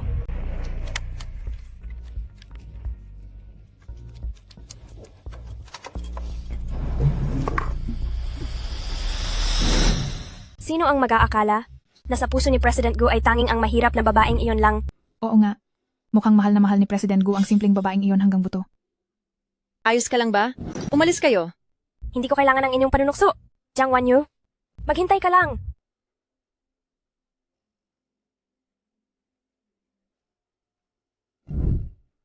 Listen Wei, di ba? Ako si Shu Yitong. Gagawin natin ang ayon sa sinabi mo. Gusto kong si Jiang Wanyu ay magbayad ng lubos sa lahat. Manloloko? Napakalaking manloloko.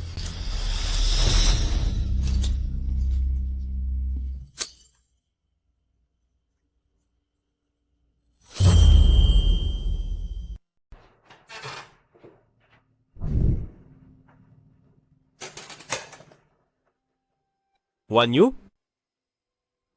Hindi pa ba siya bumabalik?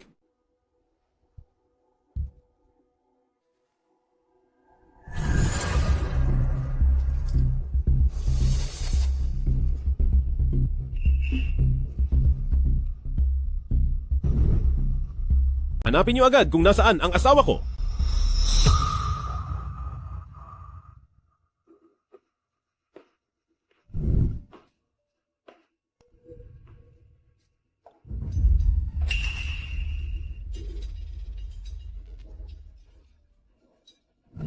Anong lugar ito? Jiang Wanyu. Sa wakas ay nahulog ka rin sa mga kamay ko. Anong balak mong gawin? Sa totoo lang? Balak ko sana kitang bigyan ng magandang oras. Pero nagsisisi na ako ngayon. Bukas ng umaga ang live broadcast ng kasal ni na Pamilyang Shu at Pamilya Gu at sisiguraduhin kong mapapanood mo kung paano maging asawa ng iba si Guksun. Ang gandang bata at mukhang napakasariwa, parang hindi ko na mapigilan. Ang ginagawa niyo ay isang krimen. Krimen? Kung hindi dahil sa iyo, sa tingin mo ba aabot sa ganito ang lahat? Maghintay ka lang sa mangyayari sa iyo. President Gu, Ano na ang balita? ipinadala ko na po ang lahat ng mga bodyguard sa mga pinuntahan ni Mrs. para hanapin siya, pero pansamantalang wala pa ring balita. Naghahanap na rin ang technical department, pero dahil ang cellphone ng Mrs. ay itinapon sa labas ng lungsod, kaya... Kahit anong mangyari, kailangang mahanap niyo ang asawa ko. Opo, sir.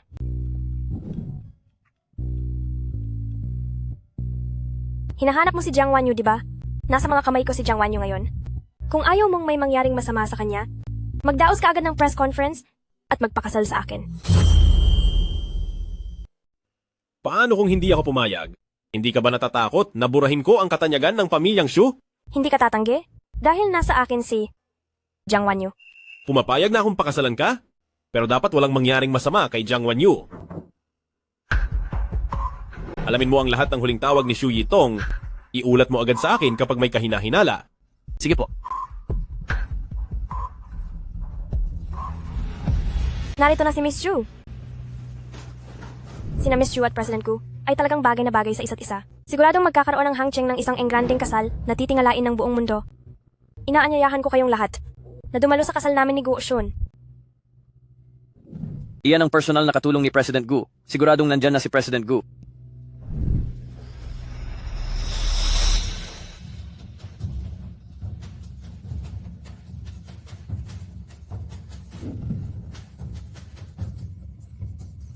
Tama na ang daldal? Mamaya habang kinukuha natin siya, ipapanood natin sa kanya kung paano ikakasal ang asawa niya sa ibang babae.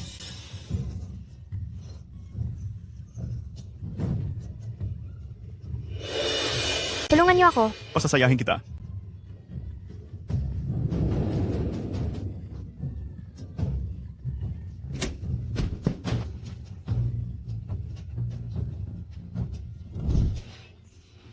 Nandito na ako. Akala ko walang darating para tulungan ako. Ang kulit mo. Kahit nasaan ka man, hahanapin at hahanapin kita.